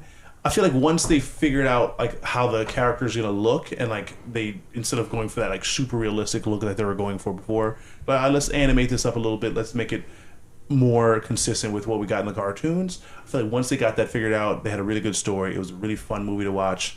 I didn't even watch it with my daughter. I watched it solo. Right? She was trying to watch it. She was like, "Daddy, I want to know. Leave the room."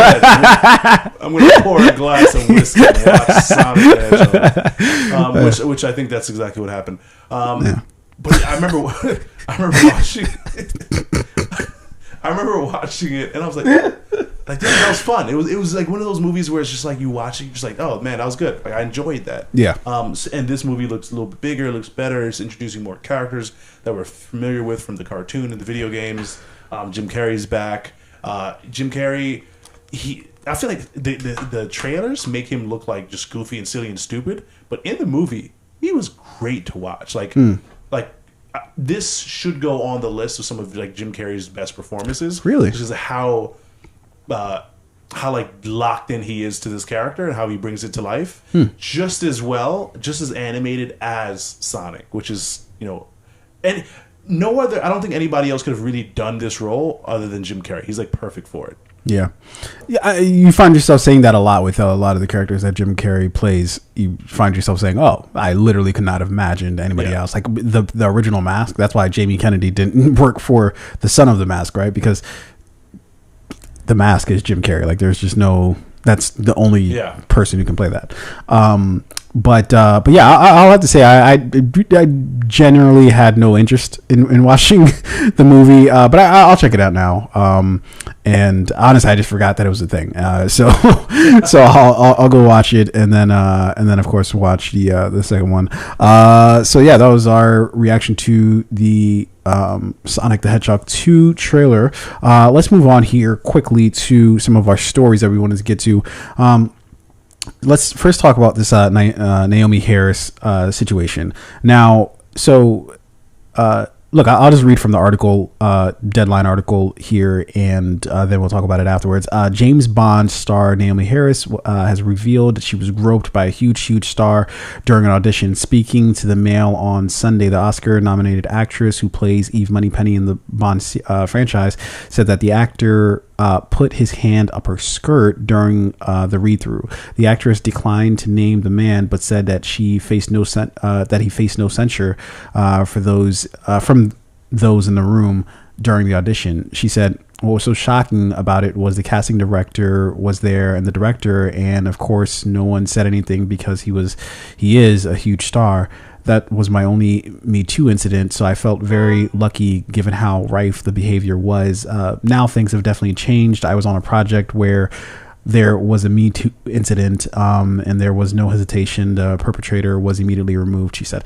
Now, I personally found this story depressing, in the sense that what a crazy that it's obviously what happened to her was crazy, but her reaction to it was, oh hey, like I know somebody put their hand like and I don't know if it was up her skirt or just on her skirt, whatever the fucking case is, but hey, but that was nothing, right? But that happened to somebody else, and the person got hemmed up. But it's just like that to me, that's just crazy. Like, you know what I mean? Like, and you know, obviously, you know, I would love to have a woman here right now to hear from her perspective. But to me, of course, and you were talking about it earlier, how, you know, you've seen it a lot yourself and have heard as much. I understand that things like this exist in the world, and I've witnessed certain things myself, and have people close to me who've, you know, gone through details of situations that they've been through. But hearing this story, just kind of the highlight of it is just how like kind of like normal it all is treated, right? Both within the story itself of, you know, she said like the director and the casting director were there, and everybody's just like, next line, please, you know, and then for her to basically be like, that wasn't that big of a deal. The next time it happened, that person got hemmed up. But that's still like it sounds like like she was like, it's fine, I just got over it. Which I'm sure that's not what it was for her. But reading this, that's kind of how it read, of just like, yeah, it happened. Yeah. And then you just keep pushing it. And like, to me, that's obviously, okay, I know that it's a thing, and not just with the people I, you know and have talked to, but just obviously, generally speaking, clearly it's a thing, that and worse. But like, I don't know, for within just reading this like that, it was just like, fuck, dude. And I don't know, maybe it's just like the week that I've had hearing these type of stories, and just you know, and I'm not obviously not gonna say who it is, but you know, somebody was talking about a story where they were on a bus, and it was like a pretty crowded bus, and she fell asleep on the bus, and when she woke up, the dude who was sitting next to her, his hand was up her skirt. And to me, I was just like, and she was like, well, what the fuck do you do? Like, what is the thing? Like, you would think, oh, get the fuck off me. Yeah, but you're on a crowded bus. You're just trying to get to where the fuck it is you're trying to go. You don't know if they're going to be able to stop the bus, or so what are you going to do? Like, punch the guy and then just sit there next to him for the next 3 hours? Yeah. Like, what the fuck are you going to do? It's even more violent. Exactly. Clearly he was willing to go this far. Yeah. In front of on a clearly didn't give a people. fuck. Yeah. So yeah, like I had a female friend tell me not too long ago, and this was just like kind of like shocking to fathom, but you know, it's very much real. And she was like, you know, like, you may not think it's true, but it is, and you just got to deal with it. Is that like every woman will eventually be sexually assaulted, or have to deal with, or like, I guess the short version of it is like every woman will have to deal with sexual assault. If either it almost happens or it will happen. Like, and that's really that's really it. Either almost is going to happen, and maybe you'll skate away or skate out out of the situation without the thing actually going down, but like it almost did, or it will go down, and then you have like several choices, right? You can say something, get fired. You can say nothing, and then just like accept it. You can say something and then fight, even if there are consequences. And I think in this case, Naomi Harris knew that, like, all right, I was just sexually assaulted in front of a room full of people. The director, the casting director, whoever else was in the star of the film at this time, whoever else was there, and this person is such a huge star, and I'm auditioning for this role in this big movie, that like she must have felt like she couldn't say anything at that point in time, or she was just so shocked that it was like, well, I don't know what to do, so I'm gonna like pretend like it's not happening, try and move on. And it's just unfortunate that like those are the choices that a lot of women have in these situations. Well, especially if you're like on the younger side of the equation and you're wondering in your head like, whoa, is this normal? Is this what is supposed to happen? Like you're just supposed to put your fucking like obviously everything intuitively with you is like what the fuck is happening here, but then your brain starts doing the calculations of like, well, it's just done so brazenly. It's just like, all right, like I want to be an acting. This is what I want to do as a profession. I want to be an actress, right? And so, am I going to cause all these waves and shit? Like, especially if it's a high profile actor, am I going to cause all these waves? Like that's pretty much the end of my career. Sadly speaking, you're the person who something happened to you, and then that's going to be the end of your career somehow, which is preposterous. But yeah, hearing this, man, it was just fucking depressing, man. Like, and obviously, like, I've personally heard other stories are just infinitely grotesque things happen, and so I'm not saying that this is like the worst thing to ever, but just hearing it was just or reading it was just like fuck, dude. Like you're just sitting in a room full of people, you're just trying to do your job, you're just trying to get think about going to a job interview, right? You go to your job interview and you know they're doing the interview and then all of a sudden somebody just puts their hand on your dick.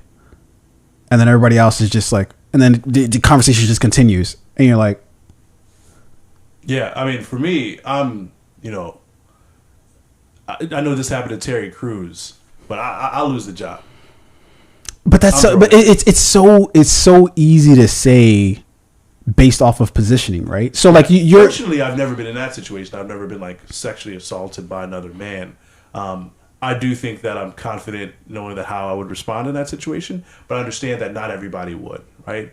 And especially depending on the situation. Like if you're, you know, in the room with the president, the vice president grabs your dick, you're just like, What, I mean, a couple of administrations or one administration ago, you're probably scrapping. In any fucking administration, I'm scrapping. Obama, no Obama. Right? We're throwing hands if it comes to that. But I think about like. It's so easy, I think, for guys to be like, yeah, all right, like, all right, I guess we know how this is going to end, right? One of us is going to leave, you know, with a fucking swollen eye or some shit, right? But when you're surrounded by, presumably here, I presume all of these were men involved, and even if they weren't, but there's enough men in the room, and the person doing the, you know, the sexual assault is a dude. You can't really, especially if you're, you know, and I'm not saying that women can't fight men, but usually that's probably not your like the winning option, right? Like sometimes you can look at somebody and be like, yeah, I could take this person down, but generally speaking, not you know, a whole lot of women are going to be like, yeah, I want to brawl out, and that's the way this is going to end, right? Yeah. So and it's and the thing is, like, in a room full of men, right? They could be like, "Oh, we didn't see it happen." Yeah. Like, yo, don't. Now you look serious. crazy. Yeah. Oh, you can't. You know, you're not ready for this level. Like, they can do whatever they can say or do to try and spin it to make you look like you're overreacting, right? Yeah. Now, one of the weird things that I noticed when I read this article is like, you know, she mentioned that the director was there and the casting director was in the room. So I looked up who the casting director was, and if I'm correct. It is a woman by the name of Debbie McMillan. How do you know who? Like, cause I don't think she disclosed like what project this was for. So I was imagining it was on like one of the Bond films, right? I didn't read it as one of the Bond films. I know, and it was weird how they wrote the article. Yeah. Because they wrote the article with heavy insinuation that it was one of the Bond films, but I made sure that I went through it, and at no point did they actually say that this was one of the Bond films. Yeah, and I think they are probably doing that to, I guess, like protect her as much as possible. So if this was during one of the Bond films, right? Mm-hmm. And Debbie McWilliams is the woman who's essentially been like the casting director for Bond films since I believe this is 1995. The one thing I wanted to highlight about this is like it is surprising and shocking how many. I'm not placing blame on anyone. I think there's anyone in this involved in these situations is to blame. But it is always surprising to hear like who in these situations, like when a sexual assault is happening, who are the other people in the room who are just complacent with it, who are just like perfectly fine with like, hey, there's this very, very, very bad thing happening right now, but we're going to either pretend we don't see it, we're going to straight up not care about it, we're going to blame the victim, or we're just going to allow it because it's like, it's the norm. You know what I mean? Quote unquote. Oh, this is Hollywood. Sexual assault is a thing. Deal with it. More particularly, like, sometimes when you hear these stories and like there was another woman there, another woman in like a higher position, another woman with like power who could have like maybe spoken up, but who also was complacent in the situation, like, well, that's just the way things are, you know, boys will be boys. It's always shocking to hear like, you know, women take that stance of like boys will be boys. Again, not to blame anybody. No, not really, because at least not to me, and that's not shocking because that's human nature, right? Everybody has. It's like in a movie where like, everybody, like, you always have something on everybody, so nobody gets out of line, right? Like if you have a whole bunch of fucking henchmen and it's like, well, I know where your daughter stays, so if you want to jump out of this clique, I'll make life miserable for everybody here, right? Ghislaine Maxwell on trial right now, right? Like, clearly fucking. Well, she was ran offense and defense for. She was along for the ride. She was the villain. She played every position with Epstein. I'm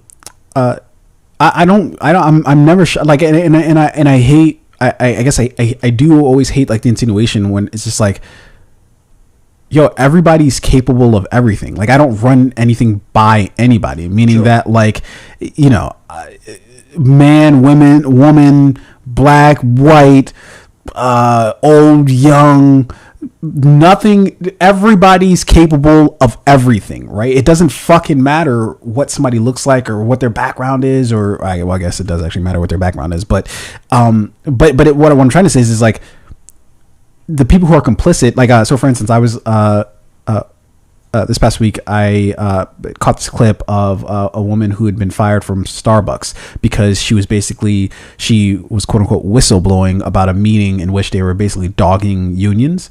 And she was a manager herself. And so she took a video of that meeting and I guess shared it with, because I guess there are some locations, if not a lot of locations in Starbucks right now that are trying to like unionize. And so she I guess shared it with some people who were trying to unionize. And then Starbucks of course found out that she's the one who recorded the video. And so they basically they like kind of were reprimanding her. And then she was like, look, I'm just gonna go ahead and quit. But the main reason why I said that is because it was like another one of her either managers or her like district manager was the person who was just like giving her like this news, and they were basically like, yo, because this happened in our district, like I can't even talk to you about this, so you know, you got to take it up with like management or whatever. And I say all that to say is like, whenever you're dealing with like organizations or just institutions, right? Whether it's Hollywood, where there's no like established institution, you know, or like overhanging institution, but there's like a common knowledge of like, this is just how business is done. This is just how it happens, right? And you have the studios, you have the studio heads and everybody who's involved. Of course, you have people like Jeffrey Weinstein, you know, who's the head of a production company. What inevitably happens is everybody is just trying to cover your ass. That's all everybody's really trying to do, right? As long as my job is secure, I really don't give a fuck about everything else that's happening around me. As long as I know that those checks are still going to be coming in for me and I know that my future isn't ruined, then all right, I guess we'll just have to look the other way when, you know, this is, you know, yet another person coming out of the office who's disheveled and fucking clearly something happened to them that they didn't want to have happen to them. But I'm just going to look away because I got to pay my rent. You know, like, what do you want me to do? It's fucking LA. Like, you know, and so like, that's always going to be the case, you know, because we're all at the end of the day self-motivated. And so if we know something is going to be adversely affecting us, unless our morality, I guess, if that's what we want to lean on, is that sort of not damaged, but if our morality doesn't supersede like our way of living, then that's what's going to happen. And that's just it though, right? Like, you know, and I'm glad you made that point. I'm glad you made the whole Jeffrey Epstein thing with Ghislaine Maxwell. Here's a woman who literally subjected so many other young women to this to the sexual assault, like knowing exactly what was happening, right? And it's like you knew what was going on. You were very much a part but again, of it. like the only reason why like I push back on that is because it's like what did it matter that she was like a woman in that case? Yeah. You would think that like another woman, like especially an older, like an adult, like a 30-year-old woman would not subject these like 14-year-old girls to this type of thing. Why everybody's just as likely to be a monster. To your point, everybody's capable of like being a monster, right? So, and Ghislaine Maxwell is just one of those examples. It's like hearing these stories, it's just unfortunate. And that comment that my friend made to me that like at a certain point, every woman is either gonna have to deal with like having like almost been sexually assaulted or raped, or it actually happening. And like those are really the only two options. It's rare to find a woman who could honestly say that I've never been sexually harassed, assaulted, or maybe it was taken even further. And that's unfortunate. In either case, man. Sorry that Naomi Harris had to go through that, and I, a lot of shit goes on, not only just in obviously Hollywood, but just everywhere, everything, everywhere, all at once, right? Like a lot of the shit just goes on just in day-to-day life, like Hollywood or no Hollywood. And so, I don't know, man. Like, I don't know what you can say, right? Because part of me was to be like, yo, fuck those people who did, but just like yeah, like that, of course, yeah, fuck those people. Yeah. But it's just like, yo, what do you, like there was a story, this past week of a dude like killing his ex-wife and girlfriend. He had a girlfriend in Baltimore, killed her, went out to Colombia and killed her. And it's just like, what the fuck do you even, where do you even begin to even fucking piece that together of like, I don't know, man. This is a fucking dark world, dude. This is a dark place, man. Where a lot of, and like he one of the people I work with, she actually knew him. She used to go to school with him. Really? Yeah, back in the day. Now obviously it's been a very, very long time since she actually like knew him. But so I ended up watching or having to see the video of him like basically talking about this, and like literally like he ends the video by like he's about to go, like he sees his I guess ex-wife and he's just like storming in on her, and then that's where the video cuts out. Like one aspect of it is, yeah, fuck this dude. Then the other aspect is like, yo, how do we get here, dude? Like, whoa, like what happened in your life that you got here? Yeah. You know what I mean? And I like, there is clearly the side of me is just like, man, fuck everybody who does shit like this, which yes, I still, that is still the sentiment, but also it's like, yo, how the fuck do we get here and how do we prevent this, man? Because it's like, this is it. And to even say, oh, well, we have to end shit like this. This is like, well, what the fuck does that even mean? Like how do you even begin to like piece this apart to like prevent shit like this? You know what I mean? Like obviously having people talk more and having people drag shit out into the light, I feel like is super helpul. But at the same time, it's just like, so much of this shit goes on, and so much of it goes on untalked about, Yeah. I don't know, whatever. I'm going off on a tangent, but just I don't even know where to put this story. Honestly, I didn't know I was gonna have this kind of reaction to it, but it's fucked up what happened to Naomi Harris, and I want to live in a world where shit like this isn't the norm, Yeah. Like that happened. Unfortunately, it is. And the last thing I'll say before we take a hard left here is that, like, I think for me one of the most shocking things is like, even if there was a way to change this, right, and if that change required everybody to be on board, even everybody if it benefited, like if we all agreed to do this thing to make this change so that the problem would never happen again. There are people but it would require sacrifice. Some of us may lose our jobs. Some of us may lose our income. Some of us would have to risk more than others. Unfortunately, we live in a world where human nature is about, what you said earlier, like covering your ass, self-preservation, right?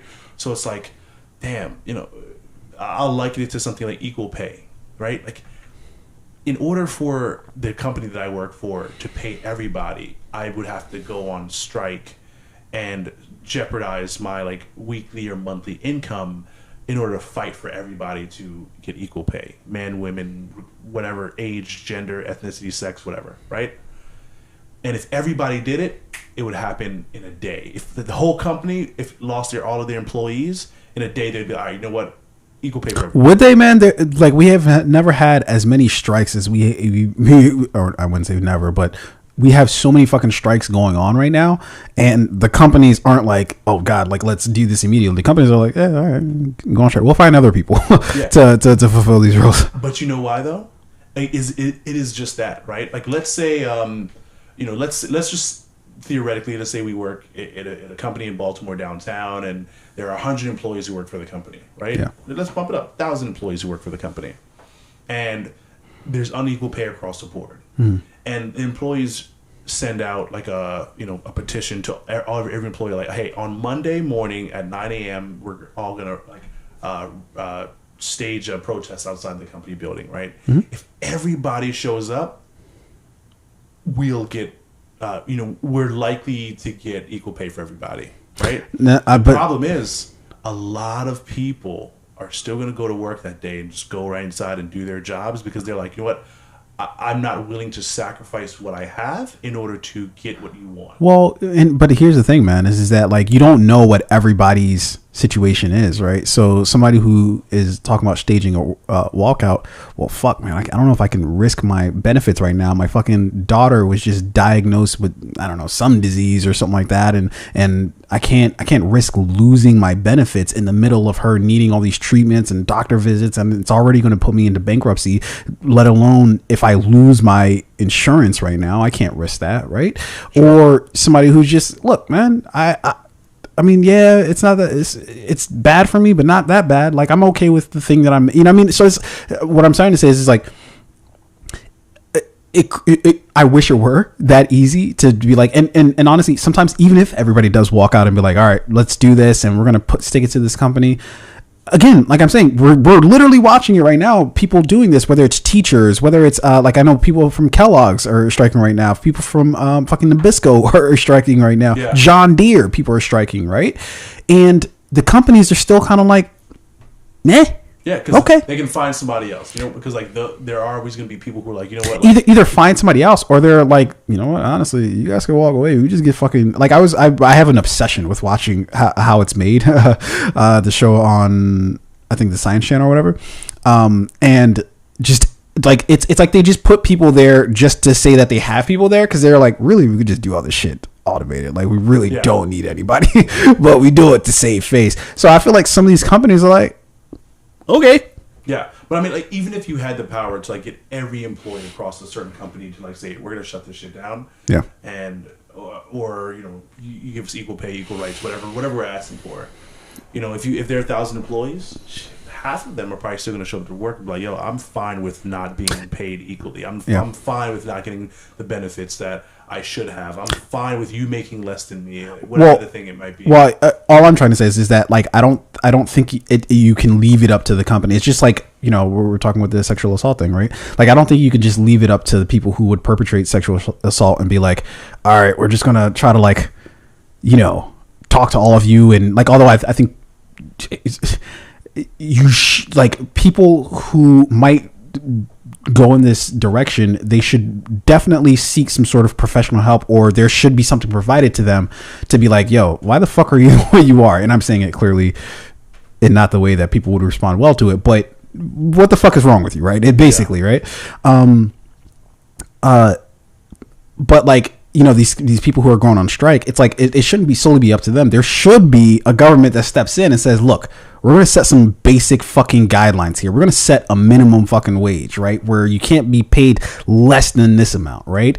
But because that doesn't happen from like a federal level, sometimes even like a state level, well, then now you just leave these companies to be like, yeah, we'll do whatever the fuck we want. They're like, when you leave it up to them, they're going to do whatever the fuck they want to do, especially if they have tons of power, tons of money, and they can try to like, so there's what's called union busting. So basically just the companies basically trying to convince everybody, and they use really like dirty ass tactics. Then they confuse people in terms of having them question like the tenets of a union and shit like this. So just long story short, there's just so many fucking different sort of ways into this, but I think that the ultimate thing for me is that there should be something outside of these companies that come in and say, okay, we're going to set some fucking basic standards there, just like we have, like the EPA, right? Which, of course they gutted in our last administration, but the EPA is here to be like, yo, niggas, you can't just fucking throw your toxic waste into the fucking river, right?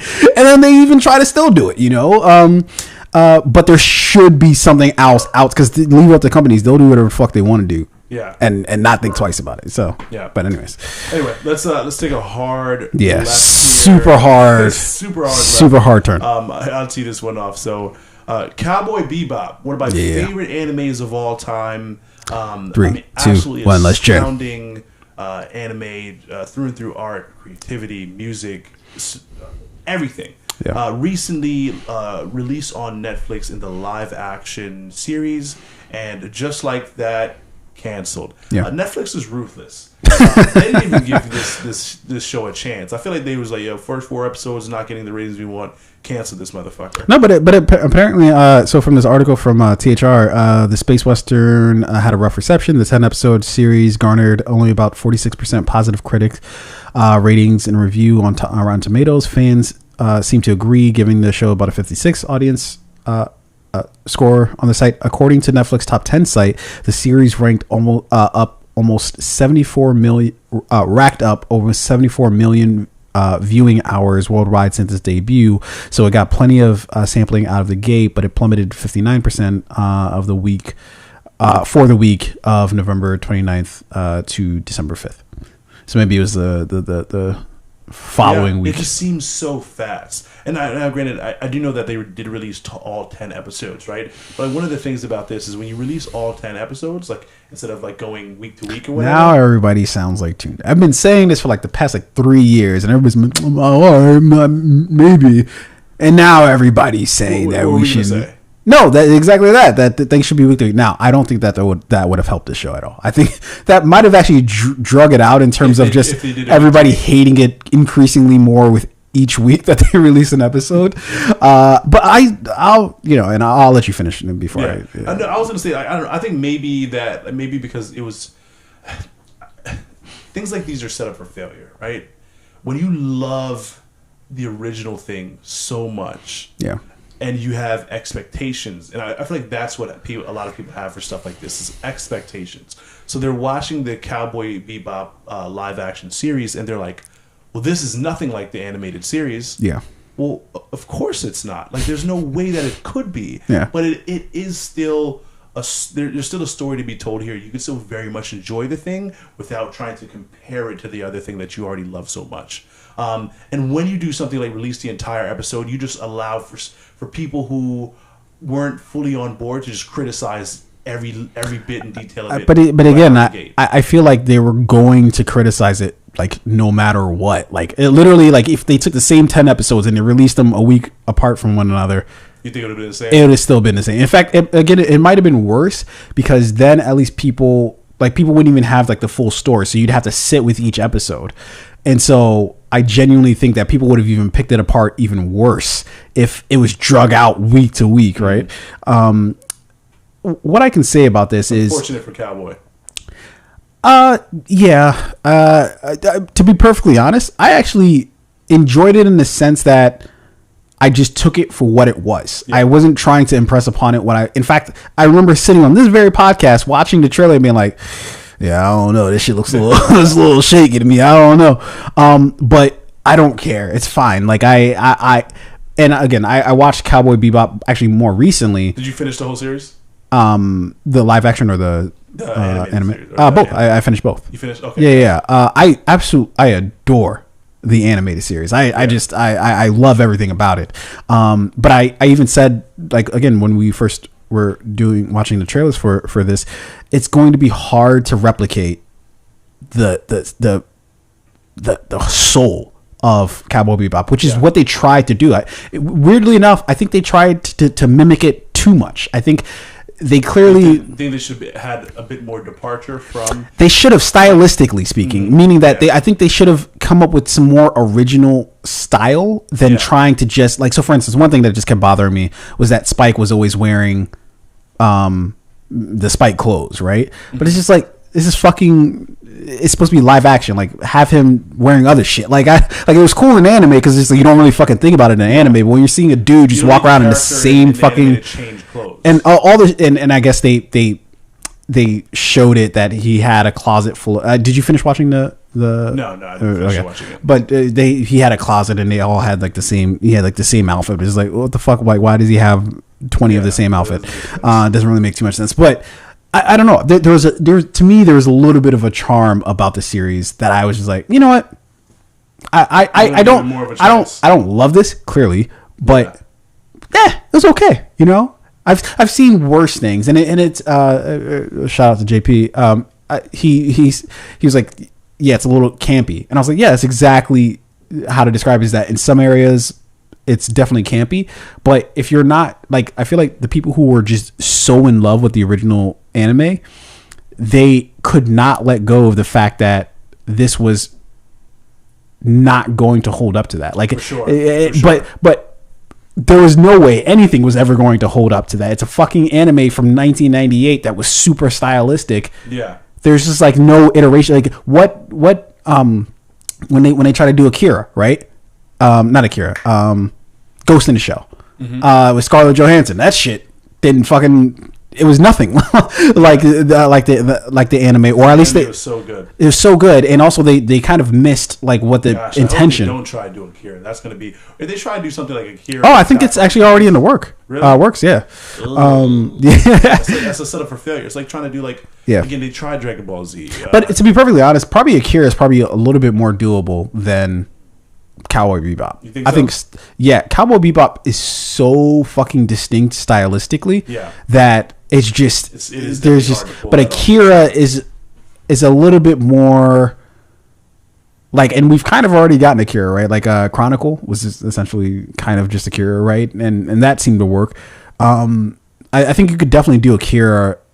You could fuck it up clearly, right? But there's a way to do that that's not as hard as Cowboy Bebop. It just seems like it's an impossible feat to like capture that same, I don't know. You know when like you know when you have something in a restaurant, you have a meal in a restaurant, delicious. Oh my god! You try to like look up the recipe and then make it at home, and you're like, something's missing. I don't know what the fuck they didn't put in this ingredients list, but something's missing. That's exactly what the fuck it was with Cowboy Bebop. It's just like, you were never going to recreate that restaurant quality dish. You're missing some ingredient that's just impossible to get your fucking hands on, you know?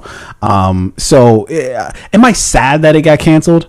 I'm only sad in the sense that I wish they would have at least given us maybe like one more season to like kind of, okay, like let's maybe like follow it up with something, and let's see if you guys could do a little bit more than what you did in the first season. But I'm not gonna lie, like I'm not gonna like miss it. Like I'm not gonna be like, oh my god, this is I didn't get to see the end of this. It's like, nah, so whatever. To your point though, I do wish that there was a second season here that we could like, maybe we like shake off the dust or cobwebs or whatever the analogy is. Like we try and further depart ourselves from what we loved about the anime and give this live action a chance. But Netflix is just like, nah, the numbers aren't there, which means the money isn't there, and we're in the business of making. Well, I think it was the fact that it was universally disliked, like from the critics, from the audience, and then people were just so adamant that they hated it. Yeah. It's like Netflix is like, yeah, well, why continue with something when we know everybody kind of hates it a little bit? That is true. Like, people are watching it, or at least did watch it for some time, and then it clearly, like, people didn't watch it. Like, you know, I guess within the second week that it was out, or third week that it was out, that it just plummeted as far as, like, the viewership. Netflix is like, well, why are we keeping this apart? This is not like Stranger Things, where everybody just is like, you have, like, some super diehard fans of it. It's something that clearly... it's the opposite, where there's a group of people who really fucking hate this thing. So it's like, well, why keep it around if nobody's actually going to watch it? And then on top of that, people kind of hate it. Yeah, let's just cut it. So I understand it from Netflix's standpoint, but they are fucking ruthless. There's been a number of shows that Netflix has canceled that I was like, god damn, just give it one season, like, you know what I mean, or just give it a couple seasons. But you know, what are you gonna do? They did come out with another fucking Tiger King. Season 2 of that. It's like after the first 3 episodes of Tiger King, I was just like, you know, this is a crazy, interesting story, but I'm done with this. Yeah, I'm not gonna lie. I did get to the end of it, and I was just like, I mean, I guess it's a wild story, but I don't understand how it turned into the fucking cultural phenomenon that it did, but nobody's fucking talking about the second season. Like, I don't even, like, the degree to which nobody gives a fuck about the second season of Tiger King is hilarious. That show definitely had its 15 minutes, and then I was absolutely done with it. The only thing that would have made it hot is if Joe actually got out of jail. That's the only thing that would have made it hot. Remember, like earlier, like during the Trump administration, where like he was like asking for a pardon. They literally thought that Trump was going to pardon him. Yo, he was getting ready to dip out. Trump was like a limo there waiting for him. His lawyers, like everybody. He was like, he packed his bags. He was ready to get out of the cell block. Yo, Trump was like, I'm worried about taking over the country. Okay, I've got an insurrection going on. I don't have time to be sitting here pardoning Joe Exotic. Oh man. Right, let's jump into this last story here tonight. Yeah, I was thinking of either recut it or let's just talk about it super quick. Super quick. Yeah. So I guess this comes off of the heels of Chadwick Boseman's brother. And I don't have his name here. Do you know? Yeah, Derek Boseman, I believe. Derek Boseman recently like issued a statement where he was like, he believes that it would have been Chadwick's wishes to have the role of T'Challa in the Black Panther recast. That sparked essentially internet conversation around like who the next best actor would be to take up the role of T'Challa as a Black Panther in the upcoming Black Panther Wakanda Forever film. This like online discussion has sparked a 45,000 signatures on change.org, a petition on change.org. 45, yeah. As was it? Nearly 45. Nearly 45,000. Yeah. As well as a trending hashtag, recast T'Challa. Yeah. So really interesting one here. I wonder how Chadwick would have felt about this. And I also would like to imagine that he would have been like, you know what, like, this is such a great film. It's such a great story.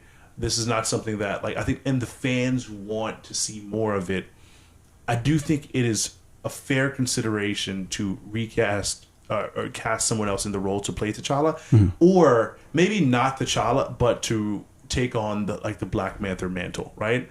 Maybe it's another relative, another family member, someone with. Well, I think that's the direction they're probably going to go with, right? Yeah. Because in Wakanda Forever. But like donning the Black Panther suit, like that is Black Panther. Yeah, but I think the key thing is here is they're wanting T'Challa to be recast. They're not talking about the idea of Black Panther as in like a superhero. Mm-hmm. They're talking about literally the person who would be, I guess, Black Panther is. And I would be open to that as well. I mean, I'm not like super against it, but so this discussion has sparked. Obviously, there are going to be like rumors and like name drops of like who would ultimately pick up that role or put on the suit. So one of the things I wanted to do here was like maybe get your idea of like, do you have any ideas of like which actors you think could step into this role and maybe and pull it off?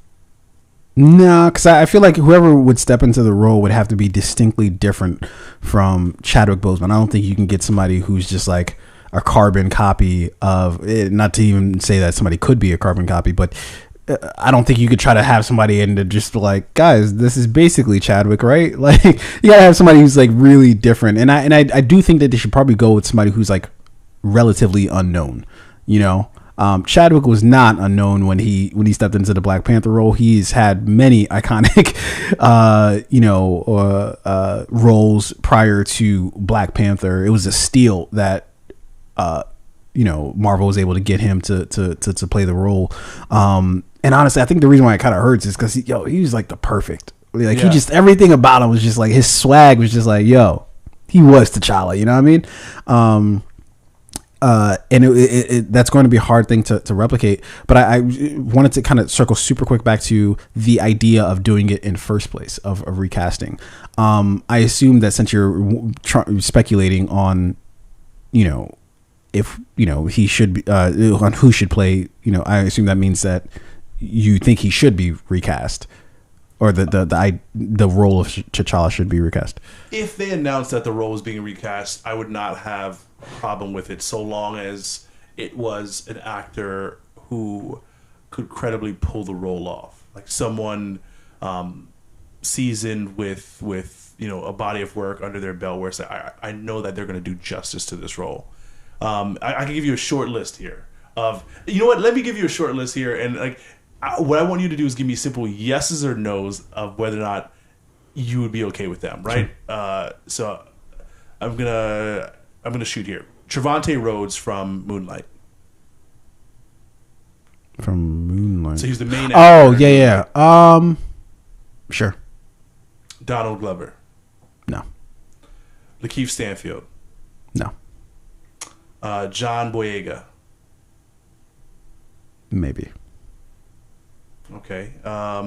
Caleb McCall. That's too young.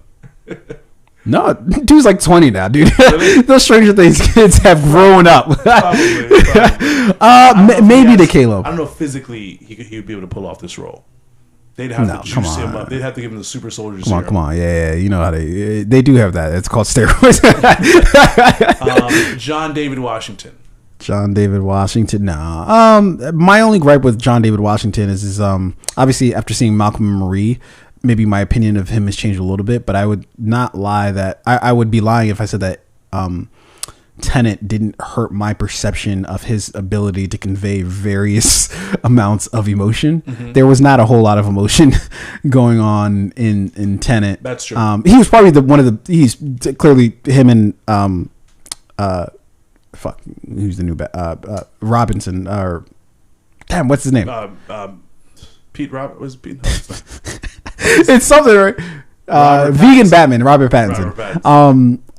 They were clearly the best two actors in the movie, but I was just like, this is a little hollow for my taste. But Malcolm and Marie brought back a lot of emotion but I don't know, that'd be iffy for me. Yeah. Not saying that he's not a good actor. I think he's a perfectly fine actor.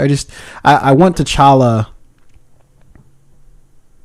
And again, I kind of want them to go like I want them to not just give us somebody who, man, doesn't this guy remind you of Chadwick Boseman? I want them to own the role for themselves, because that's the only way that I would find it believable. Yeah. If they're just trying to do Chadwick Boseman as T'Challa, then I'm going to be like, oh, you're trying to just basically be Chadwick Boseman as T'Challa. It's why Brandon Routh I don't think ever worked as Superman, right? Because we were like, yeah, you're definitely not Christopher Reeves. Yeah, that's true. You're just the dude. He was set up for failure. Yeah, instead of making it like a departure from Christopher Reeves, they just try to literally just harken back to that same. It's like, nah. Yeah. All right. Before we get out of here, I want to read you off just a couple more, just because I like this game of the yeses and the nos. This one's gonna be funny. O'Shea Jackson Jr. Ice Cube son. Actually, that would be interesting. I'd be into it. You think so? I'd be into it. Okay. And he's actually a pretty good fucking actor. He's a very good actor. He's a very good actor. Yeah, I don't know if his West Coast ass could pull off his accent. Rolling up in a fucking drop top and shit. His fucking hydraulics is like, whoa. T'Challa. What's up, Blood? Oh, I don't know if I should say that. Aldous Hodge.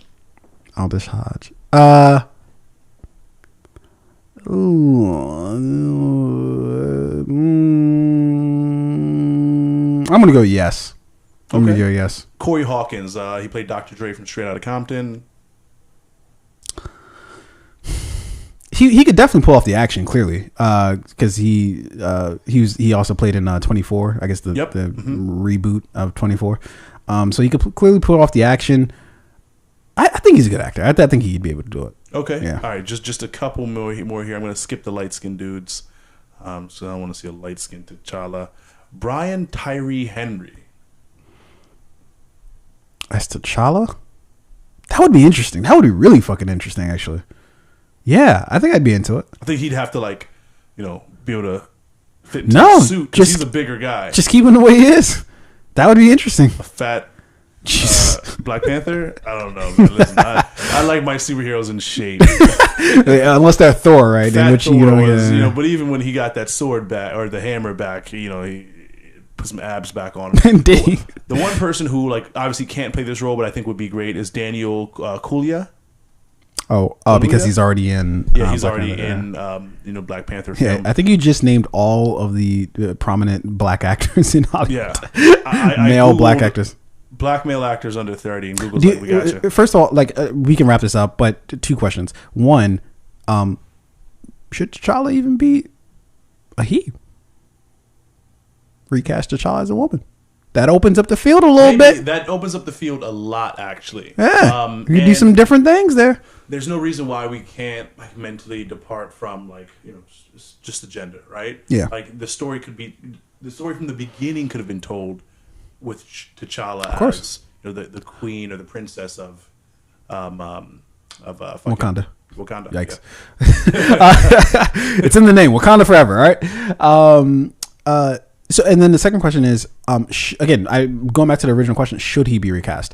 My opinion is too soon to recast him, because whoever they would put into the role, the shadow of Chadwick Boseman is going to be, and I understand that they put out the example of Superman, right? Yeah. But there was a lot of time between Christopher Reeves and Brandon Routh. Yeah. The actor who stepped into that role would have to be a brave actor who would be someone who'd have to be able to, who would know that, hey, like you might get a lot of dislike, a lot of negative media attention for stepping into this role. So you have to be brave enough to do it.